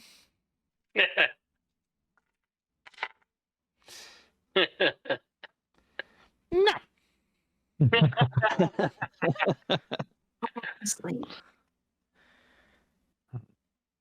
He like crawls back up and jumps into your backpack. Mm-mm. Hmm. And he closes it. That was all I could think of. That isn't going to put one of us in danger. The only thing I can think of is to light a fire or something. But I don't want to set the whole. I don't want to like set the world on fire. You know. Yeah. Oh, I'm sorry. I'm asleep at the wheel here. We got a raid that just happened. Oh, Thank you. Yeah. thank you. Thank you for the raid code Hemi. Give you a shout out. Thanks for stopping by. We saw this Malbleat fella. He entered through a rift, you said? Like a... Is that So you what I saw heard correctly? you saw Lord Malbleat came out of the pit or the hole. Oh, the hole. Yep. Okay. He walked up out of the hole and just drifted over to the woods, like he's heading out to like the, let's say, the northeast side of this clearing that you're in. I may have overcomplicated this. Is this behind them? Because they weren't paying Kind any of. attention to him. You did say that. Yeah, he's kind of going opposite direction. Essentially, if you guys are on the south side of the clearing, he's like on the other side, heading like that, northeast. So kind of behind them. Like they take a look, like they clearly noticed it or look at it as it happens, but they take no further action. They go back to what they were doing. The boy in the cage, we'll say, is on the kind of the western side of the pit in the hole, and that's like kind of where their little camp is set up. Got it. There's no guarantee, though, that is actually Malbleat. It could be another one of these squishy projections or something. Mm-hmm. This could all be a squishy projection. Correct. We won't know until we interact with it. But I believe those two ogre witches are probably beyond our capabilities. If we were to do anything, it would be follow Malbleat would be my suggestion. What about going into the pit? Sneaking into the pit? Investigating down there. That's what I was thinking. If we can do it without being just being devil's advocate, throwing it out there. Malbleat, I think that the way that I'm hearing it described, like we would have to kind of like double up to catch up with them. And I feel like it may be a wild goose chase. Mm-hmm. Just because we may never catch up with them. Alex, you said something about Malbleat when he was walking. The child was like whimpering with every step that Malbleat took. Mm-hmm. Okay. Maybe that syringe has something to do with the child. Maybe it's taken from the child. Maybe it's, he's doing something nefarious with it. It's affecting the child. There's all kinds of weird shit that could be going on because this is Dolmenwood. Right. It's highly possible that the projections are this child's dreams. This guy right here. It's far, far, far smarter, wiser. But I don't know what that's going to do to help us in this situation, unless we wake the boy up and then we find out that the things that we're looking at are not part of his dream. Well, I would also make this suggestion. If Malbleat went into the woods for a purpose, he would presumably have to come back to go back to where it was, into this pit, to wherever it was that he came from. If we at least move over to where he went into the trees, most people do not enter the trees in one area for a purpose and re-enter from some different area. There's probably some path that he is taking, and he will come back that same path. So if nothing else, I say we move to that area and maybe await him or accost him once he is returning. The group is going to start to like kind of navigate around under the cover of the foliage and everything to kind of like that northeast. So you'd be like looking at like the backside of that redwood that's felled. Like you could probably even use that as cover, you know, to hide.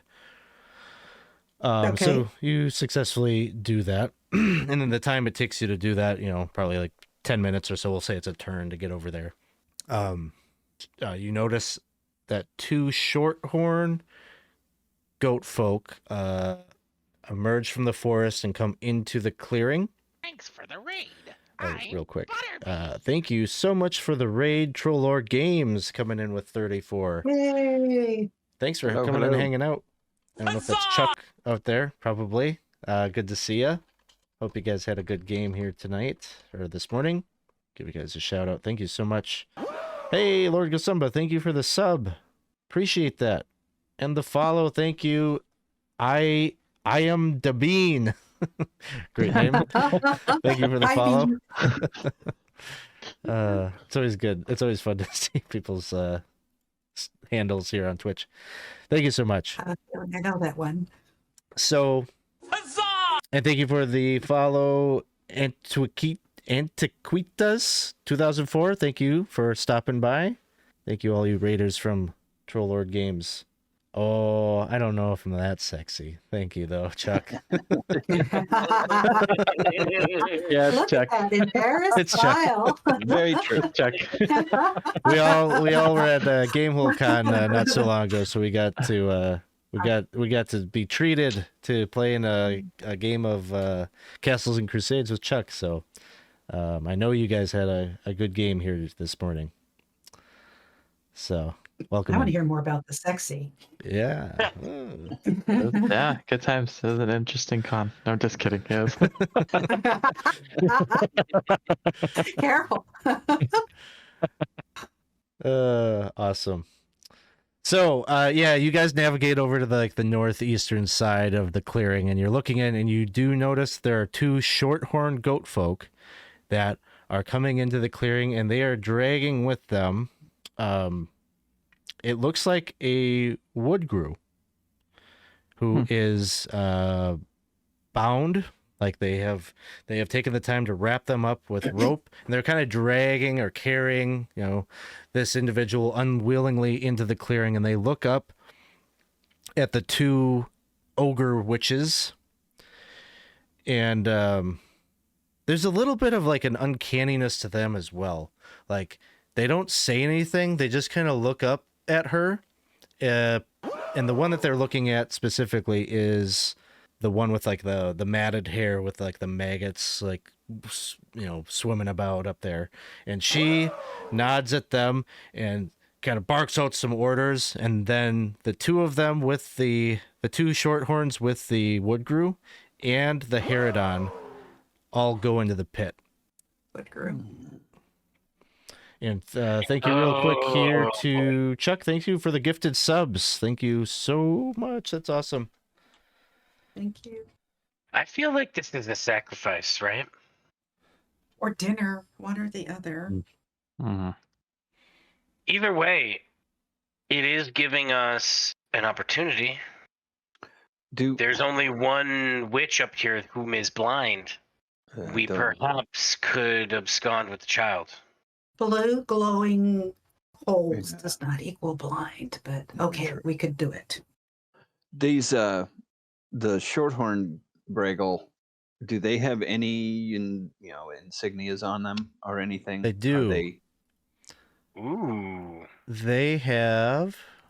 I'm not sure if you've seen this yet, but you've been around enough. I'm going to say you can identify that they are wearing armor, like leather armor, and it has embossed in the leather is the symbol of House Ramius. Ramius. But they were uncanny, right?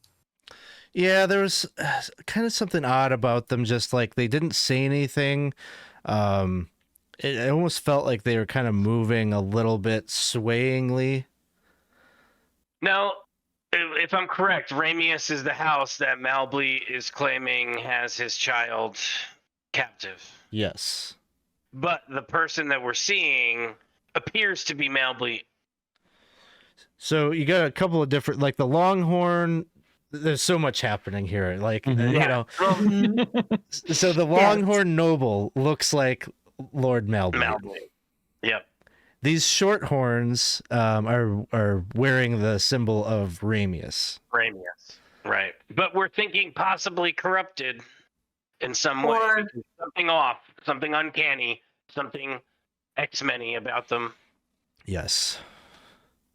We already know that there have been attempts to sort of, I think we already know that Ramius and Malbleat have been testing each other's boundaries in different ways, including around this child, right? So, there is a lot of discussion happening. I'm going to ask the question now. Is there any action that is happening or waiting and kind of talking? I mean, Geoffrey is like inclined to like either try to get the child while there's, you know, less people here, or to observe what's going on in the pit. But he's gonna move. He has said in the past that we've made mistakes by splitting up, and so he's gonna stick with the party, whatever they think is the best. Lillibeth is going to want to take the opportunity to try and get the kid out of the cage, just because the kid seems to be the focal point of so much, among other things. But I really don't trust. I don't trust the ogre because That of, she can't you know, see. magic. Because magic. So I don't. But we got to do something. So that would be the something I would do, is try and go in that direction. Okay, so I would We either Lillibeth. leave or we do something.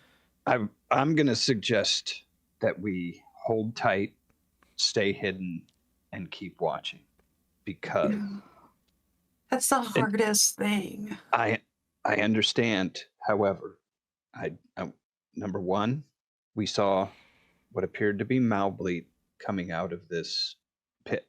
We've seen soldiers of Ramius bring a wood grue and go into the pit. We've got two hag ogres that are guarding this pit and are attributed and aligned with the Nag Lord. There's a lot of shit that's going on, and I think we simply need more information. If they have not killed or eaten this boy yet, I don't think they are going to in the next day. Then I we am- need to move back. We can watch. I would agree that we should watch a little bit longer, yes. So All the right. turn passes.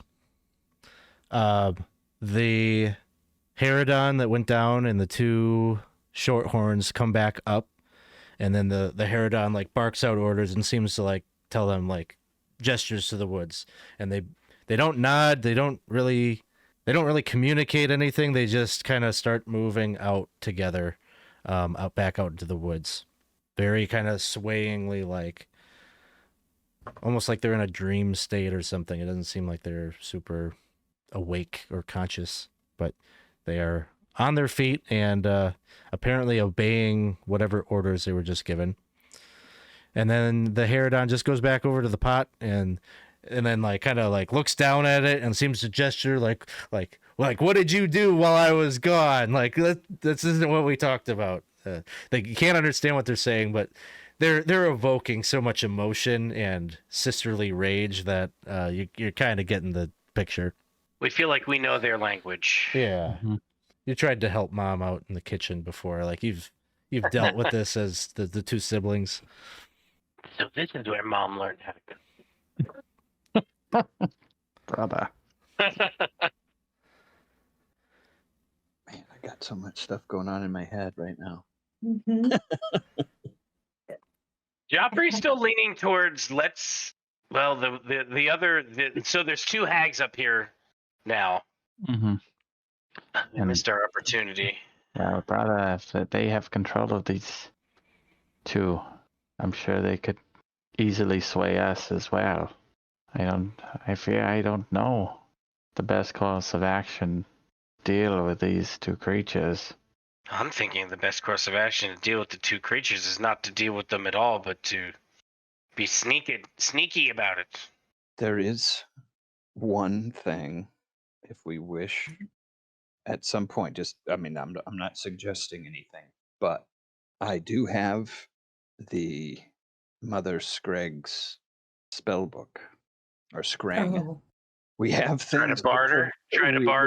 There is the chance that, if everything goes sideways and south, it's something that is a bargaining chip here. I mean, I mean, these are witches, right? Of some sort. What if we were to have one of the females in our group dress as a witch and claim to be with Mother Scrag or something? You know, like instead of giving them something that could potentially harm people, we could try to, make them think we're more powerful or something. I don't know. Kezzy just says no. no. And Lillibeth right on top of her. No. So as you're talking about like further plans and potentially using the book as a bargaining chip, you hear this deafening reverberation come up from the pit that sounds kind of like a belch from some massive thing.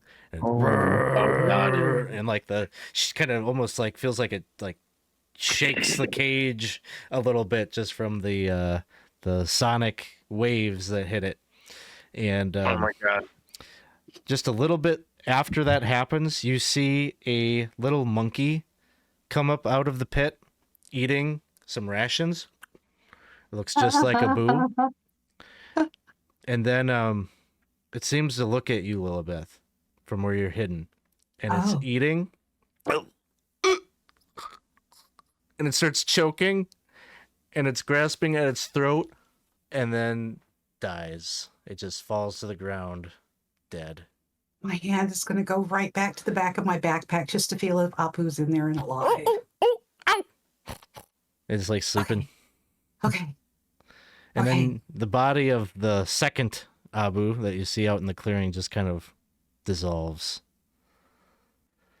It feels real uncanny, like you had this dream last night. Dreams are coming alive. Again, the Herodons, they pay no mind to that.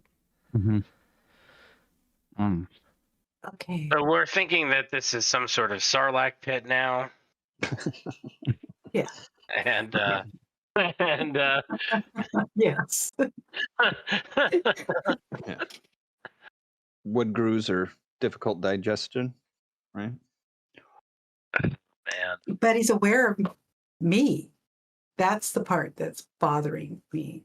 Well, I think what's interesting about that, right, is our friend Thomas has brought up that perhaps the child's dreams are projecting, right? What's interesting about this is it appears that your dreams are projecting now. And Thomas, everything that happened last night, you had a dream maybe about Sir Silas dying in the past week or so. Something about this place is making our dreams haunt us. Well, more than haunt, but manifest themselves. Maybe. Seems whatever is in that pit. What if Sure, we you're were to push curious. somehow the pit, right? Like now I'm thinking, what if we push the ogres in the pit somehow? I think they've already been in there and come out and not been eaten. Yeah, I think your perception of it is more like it is a tunnel down into something versus like a Where they're Starlight pit kind of situation. yeah. Burrows down to wherever the origin of these manifestations is. So then, do we go down and in, or do we try to abscond with the child and just get away? Well, great question. What if well, at this point, I just really have no clue what to do. Well, Lillibeth has no clue what to do and is absolutely looking to Thomas to solve all these problems. No Thomas pressure. is usually the smartest one about us. Yeah. I come up with ideas like pretending to be I'm witch. afraid, and I'm not. I hate feeling afraid, and I'm feeling it. And I think Kezi's not far behind me. Well, the assumption is that these ogres are real also. Yeah, Is it possible that they're somebody else's projection? it is possible. Could be the boy's projection. Afraid of Possible. being eaten by We wake the boy, and all of this turns to mush. If only there was some way we could control our dreams to manifest some creature that could kill these these Stay These puft ogre hags. marshmallow man.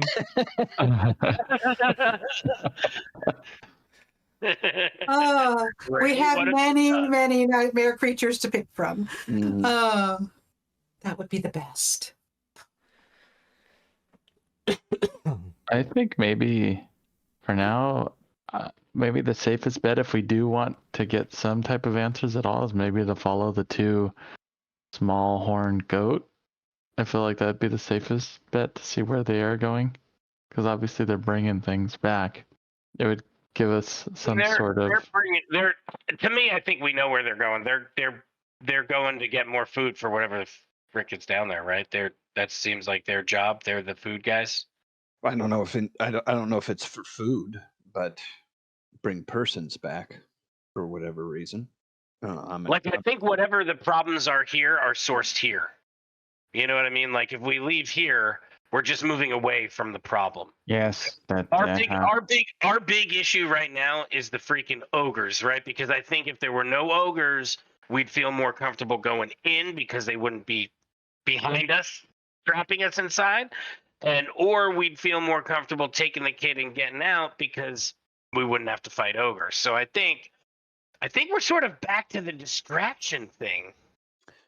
Which Apu is not going to help us with it, so we're going to have to do it ourselves, and that means I think we need to set the forest on fire, guys. if you've said that, and you know what, I'm totally willing to set the forest on fire.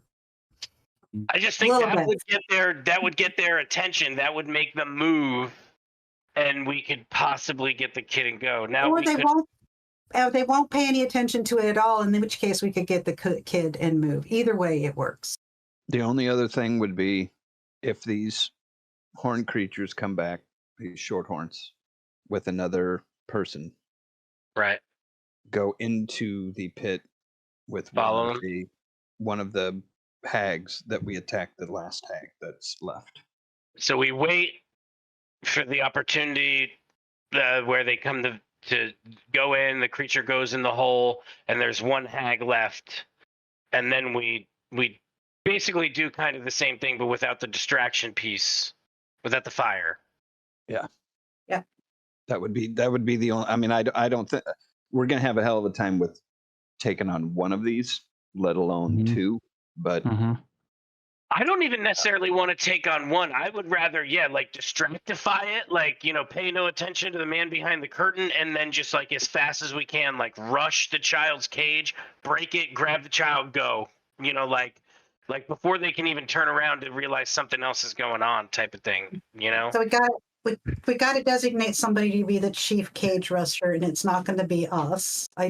So what about our friend who basically wants to have nothing to do with fighting the ogres at all? I mean, I'm happy to rush the cage. I'm probably the slowest with my plate. Well, that's why I'm thinking. I'm probably the biggest too to break our it. henchman, whose name is Chaz, I think. Chag's got a limpy limp. Hey, Alex, Oh, just never mind. a quick question. When the one ogre hag disappeared with the two short horns, how long was it before they came back? 10 minutes. About a turn? Yeah. Right? Yeah. Okay. Chag says, "You guys don't pay me enough for that." I was waiting for that. Well then, I'm How much? guessing I'm gonna be either Thomas or I are gonna be the fastest people here. Gosh, I'm the fastest, the smartest. You guys got a The lot of faith in everything me. is, yeah. The sexiest. You're the sexiest man in Dolmenwood. Okay, so okay. Yeah, At least- Harper's probably. At least he's dreamed me before. So I'm willing to go ahead and try and break him out of the cage.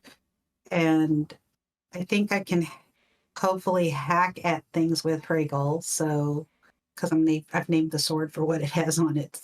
That's one word on there that I can understand, breggle. And then maybe we could all scream, charge the cage, grab the kid, and run. That's all I can think of. Or we have, yeah. Maybe we ask Chig. Maybe you might be the one to cause a distraction in the forest a bit ways away, so you will be okay.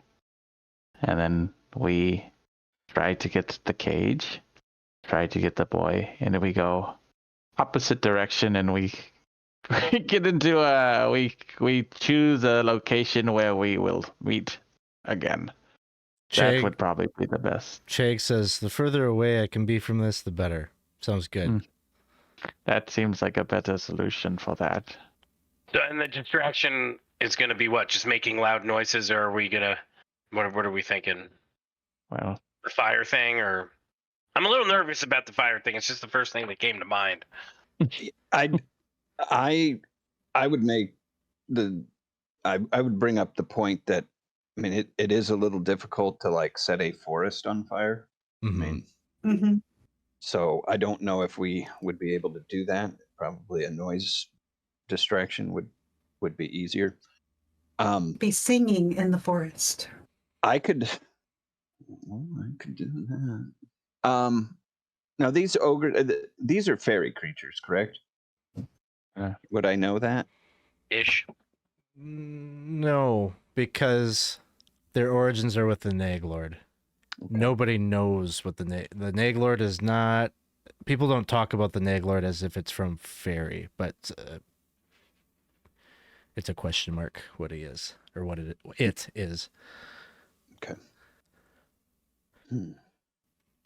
So, if I'm understanding what you guys want to do is you're instigating you're waiting for the Shorthorns to come back with somebody who might take one of the Haragons down, and at that point you would try to have Chag trigger a sound of some kind out opposite direction of the cage so that you guys could rush the cage and try to break in. Okay. Mhm. So I think so.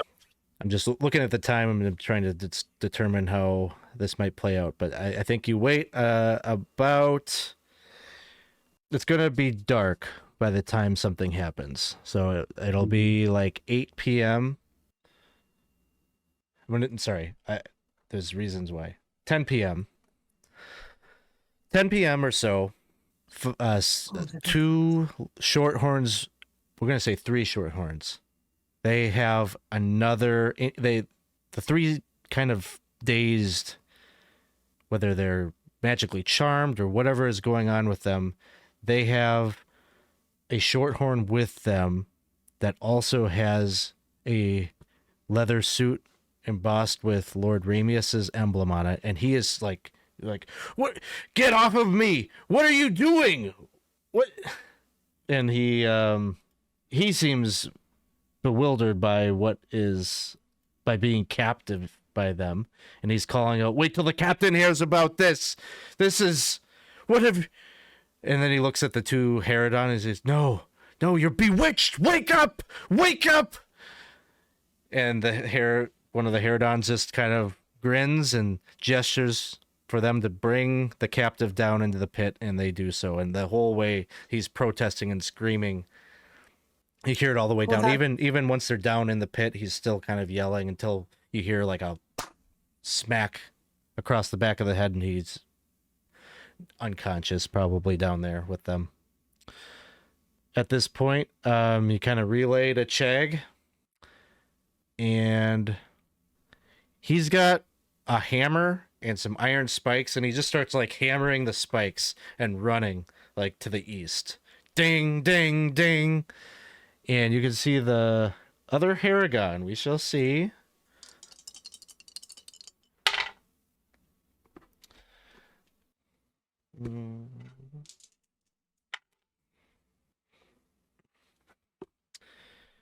She looks up and she seems to notice that noise and just kind of squints in that direction. She looks back at the boy. You just see like her wheels are turning, but she does not leave the cauldron. Do we attack? Do we run for the child anyway? I don't think so, guys. It's gonna be witches. Which one? Pick one. And she's looking towards the child, right? She's not looking out towards the noise. She's doing both. You get she knows that like there's some attempt being made to draw her away, and she's just like, I'm not falling for it. Falling for it. And so she's like hyper aware now. Like the chance to like get like a free surprise is probably not on the table anymore. She's looking around, scanning the vicinity for you all. What do you think, guys? Roll the dice. 1 to 3, we sneak back into the bushes like Homer Simpson, and 4 to 6, we try to make a rush for the kid and roll and run away. Sure. I'm hoping it's a 1 to 3. Two. Me too. Uh-huh. It was a 2. Oh, yes. Ah. So yeah, so I think we decide not to go, and we what do we do with this, guys? Do we go back to town and get more people and come back? Do we have enough money to do that? I'm sure. We can at least share enough information to be able to get us what we need. I'm sure we will get a few people, I'm sure, that might be interested in this. The only problem is people don't help us with the fact that these are magical creatures. Like, we have to come up with some kind of plan to either not Well, I'm to thinking do it maybe behind we their go back, to or to take them out somehow so they can't be witches. I think maybe we go find that captain that he was shouting about. Yes. That's not a bad idea. That could be that. Yeah. The second most handsome and smartest man in the forest. Thank you for it. He has a bit of like a scar on his face from when he got almost killed. Thank you. Yes, I know. Doesn't matter though. Let us go. So the group wants to withdraw, make a camp, and try to find Captain. What did I say? Captain Lockhorn in the morning. Maybe didn't say the name. I don't know. But Yes. Captain Lockhorn will hear this. Yeah, he definitely ID'd him. So with that, I'm going to guess you're going to not choose to rest without the fire tonight. Correct. Yeah. You've got some fresh apple tasting mushrooms that you can use. So you're fine with the food and everything. Just one roll I need to make. Rest is around. You don't have to roll. Everything happy ending. Yeah, everything's good. Come on. You are not discovered. Oh, Phew. So it sounds like our session next time will pick up on the 12th? 12th of yeah. Reed Rhyme. And you're going to try to find the captain. Must be a source of soldiers or something nearby, because those shorthorns came back with somebody pretty quick. Yeah, maybe able to follow some tracks from where they came with him or something. Can you help me remind me about the pay for the hirelings? Did we do that up front, or were we doing that on a day-by-day basis? I think we paid a chunk up front on what we thought was going to, how long it was going to be. I thought something like that, but I don't recall now. Yeah, I think you were just hiring them really to go to the village, right, and take care of business there. It was like 3 or 4 days or something. I think we paid for maybe. How many days were we planning on being out? I think it was going to be like 2 or 3 days that we.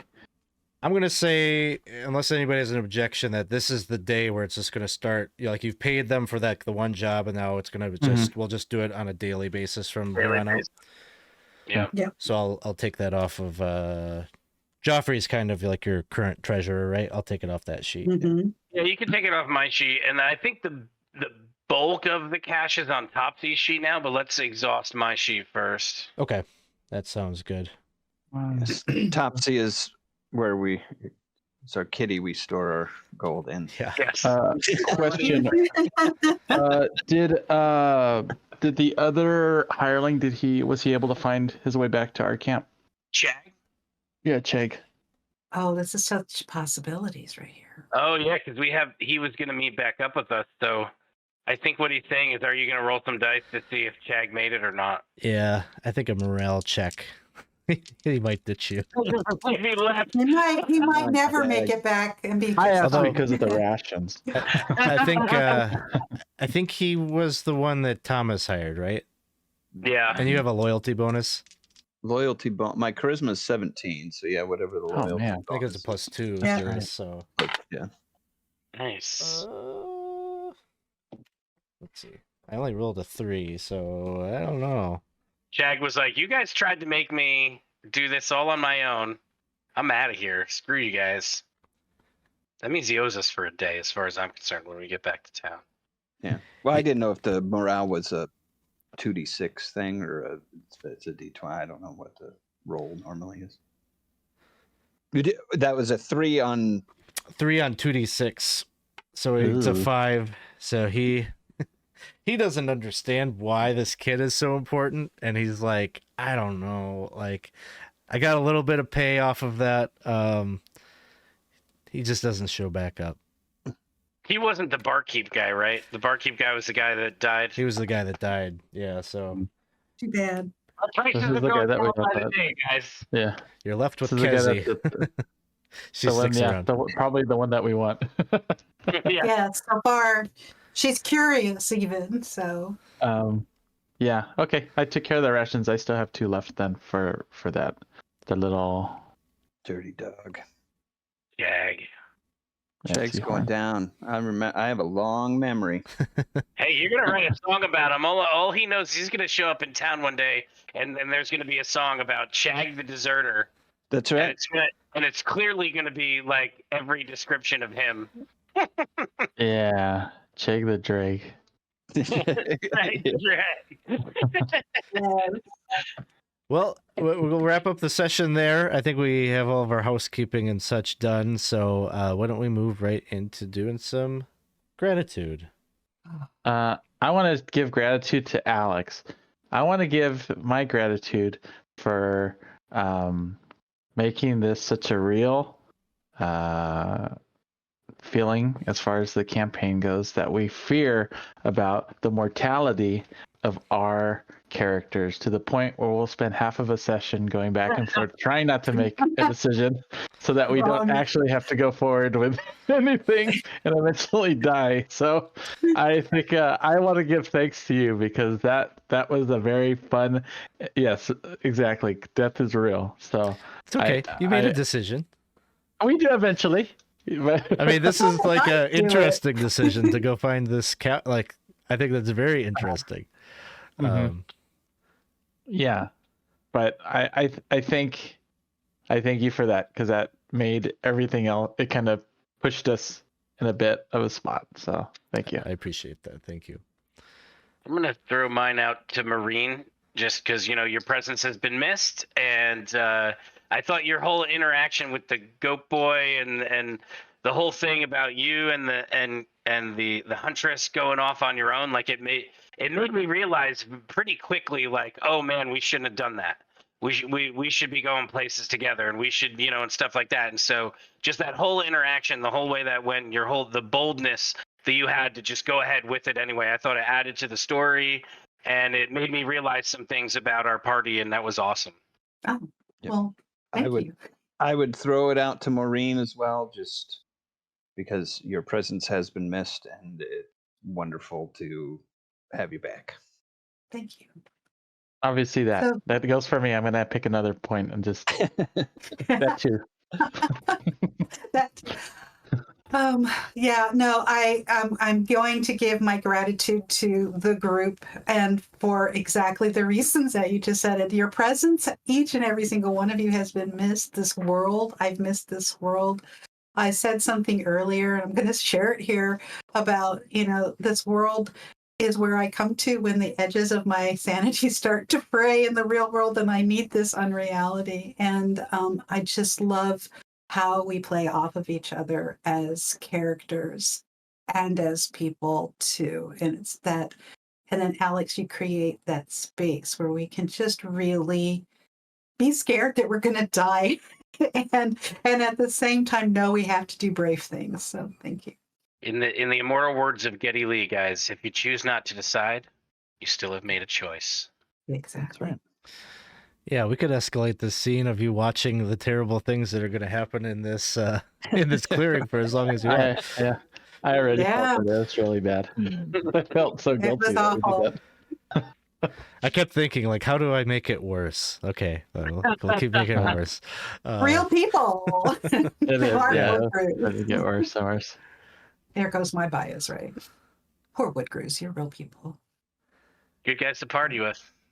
My gratitude Yeah. would go to Maureen as well. I think my favorite part of the session was the clearing and it's always funny to like hear discussion about how are all of these things connected when sometimes they're either not connected or they're loosely connected, or it's interesting to hear like the thought process of what does my character think is happening, and watch it shape and evolve. And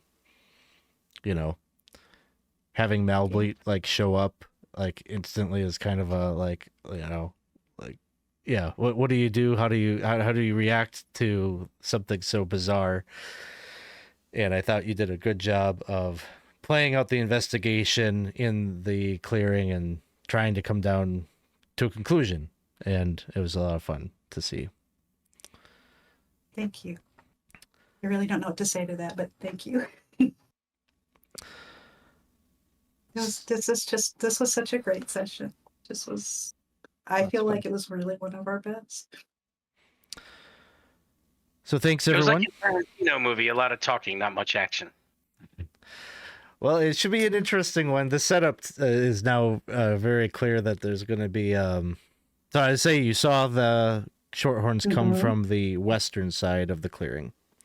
So it gives you sort of an indication of, and this is our first deep dive into Hex, I think. I don't think we've done Search the Hex thing yet. So Yeah. thank you for the follow, Spam Viking. Appreciate that. Thanks for being a part of our morning here. Indeed. As we're wrapping things up. Thanks, Trollord, for the raid, and Yeah. Yeah. And for reminding us all how sexy Alex is. that's right. It's a good right. reminder. It's a good As if reminder. we could forget. We're in this year's room all the time, you know? We got some people here doing an Extra Life game, so let's go raid them. Oh. Alt Entertainment RWU. We just finished up our Extra Life stuff this past weekend, so we might as well go and support some people doing the same. So we'll go give them a raid. Thanks everyone for hanging out. We'll catch you all next time. Thank you. A wonderful day.